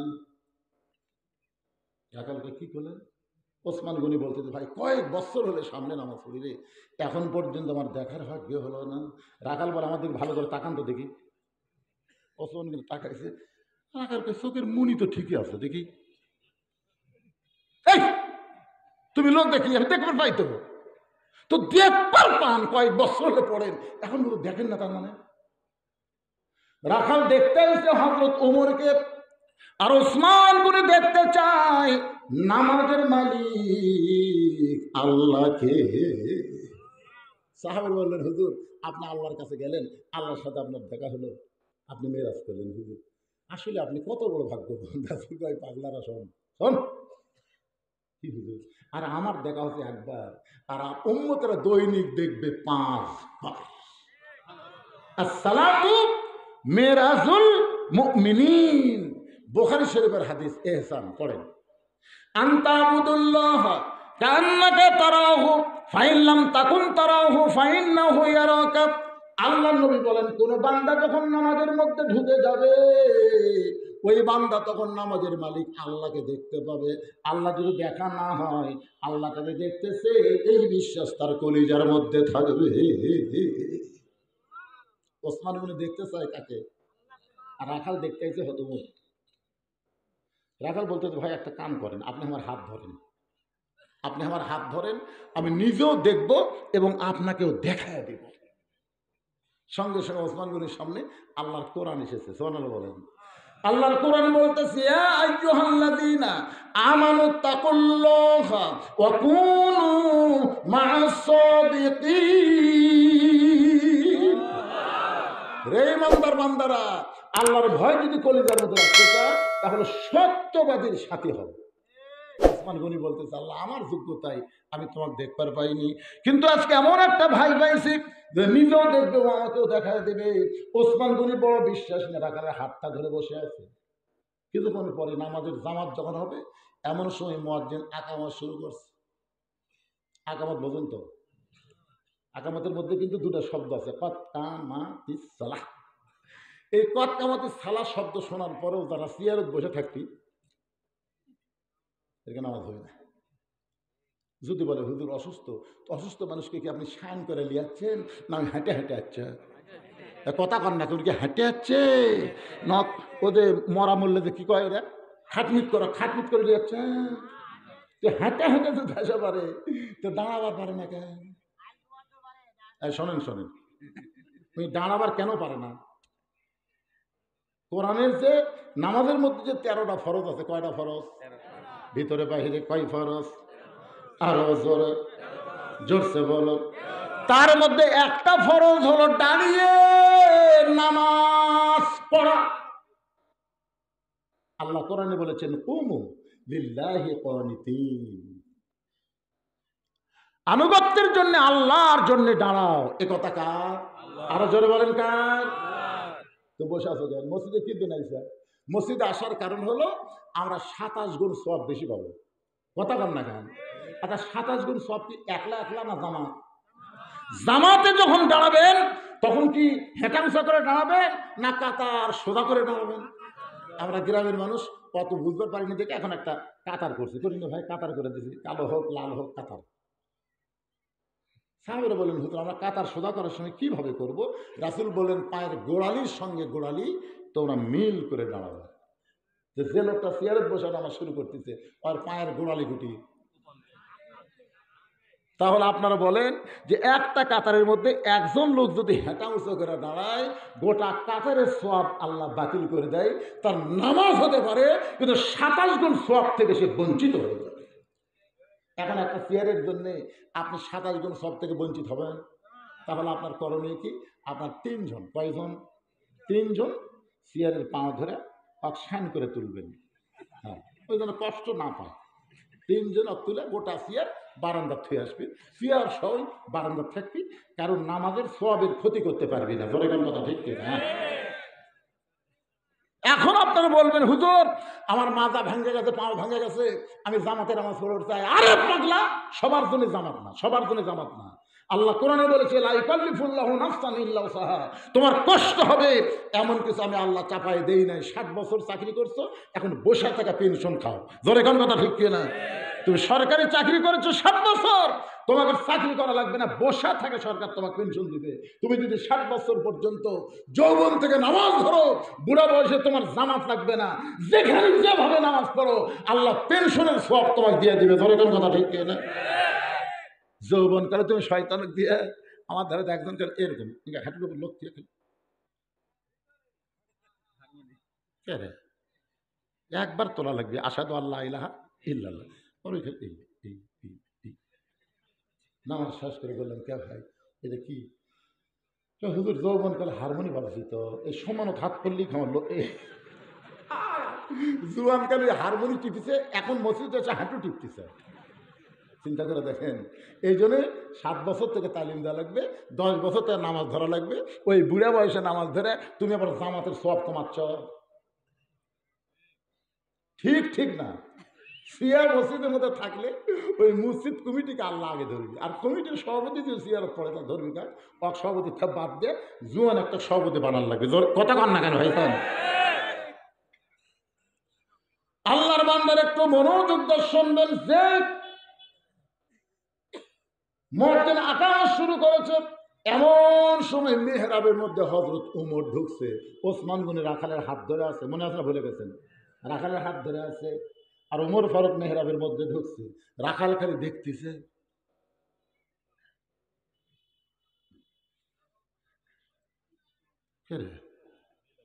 ই নামাক করলো, ই তো আমাকে বললো উমর দেখতে গেলে সামনে কাতারে জ্বালিবি, ই তো তোমাকে বললো রে, তাহলে ই আবার এই জায়গা মুয়াজ্জিন যেই মাত্র কইছে কদ কামাতিস সালাত, কদ কামাতিস সালাত, সঙ্গে সঙ্গে রাখাল আল্লাহু আকবার।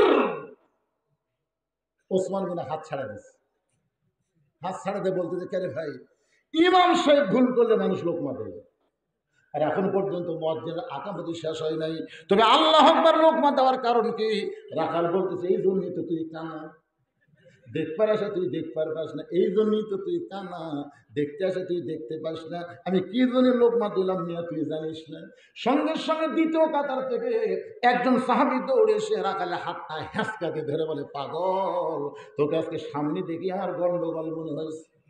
এ পাগল, তুই এবারে কানা কানা বলে তিরস্কার করলি, এই মহামানবকে তুই চিনিস? এই মহামানবকে তুই চিনিস না পাগল? এই মহামানবটা হলো আল্লাহ নবীর ডবল জামাই ওসমান গনি। আল্লাহ রাসূলের দুইটা মেয়ে বিয়ে করছে। প্রথম বিয়ে করেছিল রোকেয়াকে, রোকেয়া যখন মারা গেল এরপরে বিয়ে করেছে কুলসুমাকে। এই জন্যই ওসমান গনির একটা ডিগ্রি আছে জিন নুরাইন, দুইটা নূরের অধিকারী, ধরে গেল সুবহানাল্লাহ। আর একটা ডিগ্রি হলো জ্ঞানী ডিগ্রি।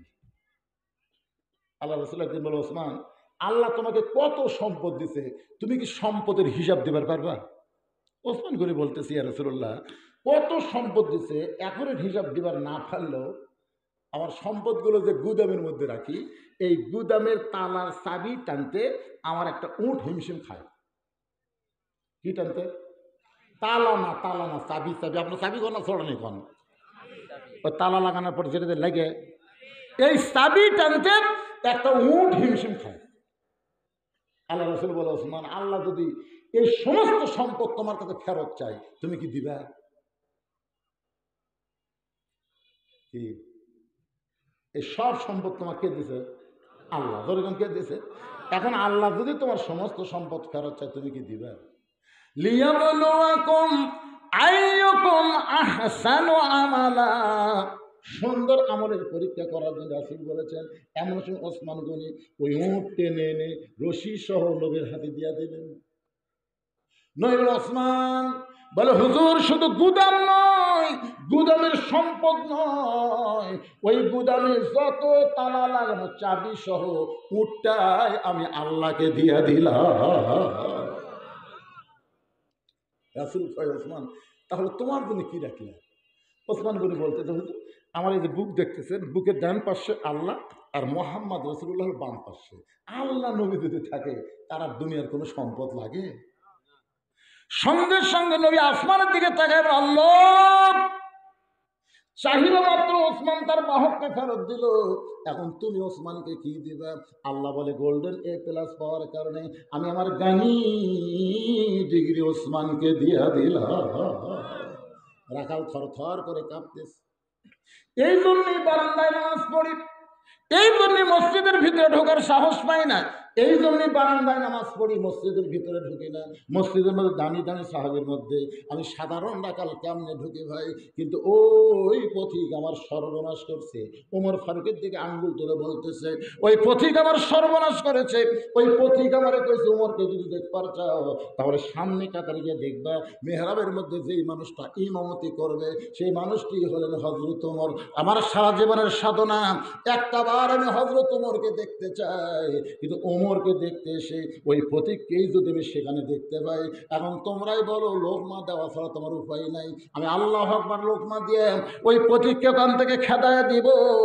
ওই জায়গায় হযরত ওমরকে আমি এক নজর দেখতে চাই। হাজার হাজার সাহাবীরা কান্দে, সমস্ত সাহাবী যখন কাঁদতেছে, রাখাল চিল্লায় বলে বারান্দায় নামাজ পড়া ভালো, এই ভিতরে কেন কান্দা কান্দি শুরু হয়ে গেল? ওসমান গনি বলে, রাখাল ভাই, ভিতরে কান্দার কারণ হলো তুমি যারে পথিক পথিক বলতেছ তিনি হলেন হযরত ওমর। গাছের গোড়া কাটলে গাছটা যেমন ঠাস করে পড়ে যায়, রাখাল তেমনি মেহরাবের মধ্যে পড়ে কাটা মুরগির মতন ছটফট করতেছে, বলতেছে আমিরুল মুমিনিন, আমি আপনাকে তওবা পড়ালাম, আমি আপনাকে মুনাফিক কইলাম, আমি আপনাকে ভণ্ড কইলাম, এত কথা বলার পরেও এই অধম রাখালকে আপনি কিছুই বলেননি। সঙ্গে সঙ্গে হযরত ওমর ওই পড়ে যাওয়া রাখালকে এক কানে উঠায়া বুকের মধ্যে নিয়ে কপাল একটা চুমা দেয়। সাহাবা বলে, আমিরুল মুমিনিন, যে রাখাল আপনাকে তওবা পড়ানোর কথা বলতেছে, মুনাফিকের কথা বলতেছে, ভণ্ডের কথা বলতেছে, আর আপনি সে রাখালকে বুকের মধ্যে নিয়ে কপালে চুমা খান। ওমর ফারুক বলেন, সাহাবীরা রে, রাখালের এত কথা হজম করার পিছনে একটাই মাত্র কারণ, আমি রাখালকে দেখিনি, রাখালের ভিতরে আল্লাহর কোরআন আমি দেখতে পাই। লিল্লাহে তাকবীর। তাই যুবকদের সিদ্ধান্ত নেওয়া লাগবে, কোরআন শুধু ওয়াজ শোনার কোনো কিতাব না, কোরআন হলো বাস্তবে গ্রহণ করা, আমল করার কিতাব। জোরে কোন কথা ঠিক কি না? এখন সেই কোরআন অনুযায়ী চলতে গেলে কোরআন বিজয়ের আন্দোলন করার দরকার আছে নাই? কারা কারা করবেন? দুই হাত তুলে আমার আল্লাহকে একটু দেখাতে ভাই। লিল্লাহে তাকবীর। হাত নামান। প্রয়োজন হলে আবার আমরা রক্ত দেব, আবার জীবন দেব, কিন্তু বাতিলকে দূর করে আল্লাহর কোরআনকে বাংলার জমিনে বিজয়ের চেষ্টা করবো ইনশাআল্লাহ। এখন একটা স্লোগান দেওয়া লাগবে, আল কোরআনের আলো। দুই রকম হয়ে গেল, কেউ বলছে ঘরে, কেউ বলছে সংসদে। আমি কিন্তু প্রথমেই আপনাদের বলেছি বা শুরুতে, সব জায়গার মধ্যে সংসদ আছে না নাই? হেড মতো ম্যাট দিব, আল কোরআনের আলো সব জায়গায় যাবো। এদের চাপারা ঘাড়ি আছে, এদের ঘরে ঘরে এই সংসদে যা ভালোই কোরআন সব পড়তেছিল, এই শালা এরকম কিভাবে হলো? তাই করতেছিল না করা না। আওয়ামী লীগের সময় কিন্তু চাপার হারুন, ও বাবা কত নম্বর আয়াত, কত নম্বর ছুড়ে, রে বাবা রে। আরে এখনই আছে এমন হলো, আমাদের ধর্ম ব্যবসা মেলা কিন্তু করতেছে, আমরা তো দাওয়াত দেই কোরআন তাফসীর শোনার জন্য, আর ওরা একটা দলের কাম করে। আরে পাগলা, আমরা কোন দলের নাম নিলাম রে? আমরা কোনো দলের কাম করি না, আমরা কোরআনের দলের কাজ করতেছি, কারণ আমরাই সবাই কোরআনের দল করতে চাই। জোরে কোন কথা ঠিক না? এটা আবার কোন দলের নাম নিলেন? খালি বলছে এক দল খেয়ে গেছে, আর এক দল খাওয়ার জন্য। একটা নরম মানুষ হয়, বাংলাদেশে যত বক্তা আছে, মিজানুর রহমান আজহারি সাহেব খুবই নরম, তাই না? তার কথাবার্তার দেশ এত নরম মানুষ, খালি বলছে একদল খেয়ে গেছে আর একদল এই। ওরে বাবা, ঘরের মধ্যে কে রে? আমি কলা খাইনি, কলার পাতাই তোটেনি। তো দেখবার না পারলে তার হাঁটুন বেঁকা হবে। তোর এখন কথা ঠিক কিনা? তোমরা যত বেঁকা দেখো, তেড়ে দেখো, আল্লাহর কোরআনের কথা বলা লাগবে, কারণ আমরা আগামীতে আল্লাহর কোরআন এই বাংলাদেশে 92 মুসলমান দেখতেছে। আল্লাহ যেন কবুল করে, ধরে তখন আমিন। ফজরের নামাজ আমাদের জামাতের সঙ্গে আদায় করা লাগবে ইনশাআল্লাহ। ভাইজান, মোনাজাতের পরে আমার লেখা একটা সুন্দর বই আছে, সুন্নাতের বাগান, মাত্র 50 টাকা হাদিয়া। এই টাকা আমার জন্য খাওয়া সম্পূর্ণ হারাম, এই টাকা আমার মাদ্রাসার এতিমদের পিছনে ব্যয় হয়। আপনার বই পালেন, বিনিময়ে 50 টাকা এতিমদেরকে দান করার সব পাবেন। মোনাজাতের পরে যারা নেবেন, এই টেজের উপর আছে, সামান্য কয়টা নিয়ে যাবেন ইনশাআল্লাহ। ইস্তিগফার, আস্তাগফিরুল্লাহ রব্বি মিন কুল্লি জামবি ওয়া তুবু ইলাইহি লা হাওলা ওয়ালা কুওয়াতা ইল্লা বিল্লাহিল আলিয়্যিল আযীম। বাবা, আপনি কিছু কবেন? সভাপতি সাহেব বলবেন না? আল্লাহুম্মা আমিন। আল্লাহুম্মা আনতাস সালাম। জি, মাশাআল্লাহ, এখানে কালেকশন হয়েছে। তা আমি তো ঘরের মধ্যে একজনকে বললাম, কারে ভাই না হুজুর কোনো কানেকশন নেই, আমরা আগে ছেলে পেলে সব টাকা পয়সা দিয়ে মাহফিল করি। ঠিক আছে, তারপর আপনার গামছার মধ্যে 31,602 টাকা দান করছেন। সবাই হাত তোলা, আল্লাহ আমিন। আল্লাহ তাআলা যেই যুবকেরা হিলফুল ফুজল সংগঠন এবং গোরস্থানকে সামনে নিয়ে আজকের এই বিশাল মাহফিল আয়োজন করেছে, আল্লাহ এই সকল যুবকদের জন্য আমরা প্রাণ করে দোয়া করব, আল্লাহ এদেরকে 5 ওয়াক্ত নামাজি কবুল করে না। আল্লাহ এই যুবকদেরকে যারা সর্বাত্মক সহযোগিতা করেছে, আল্লাহ তাদের সহযোগিতাগুলোকে জান্নাতের বিনিময়ে কবুল করে নাও আল্লাহ।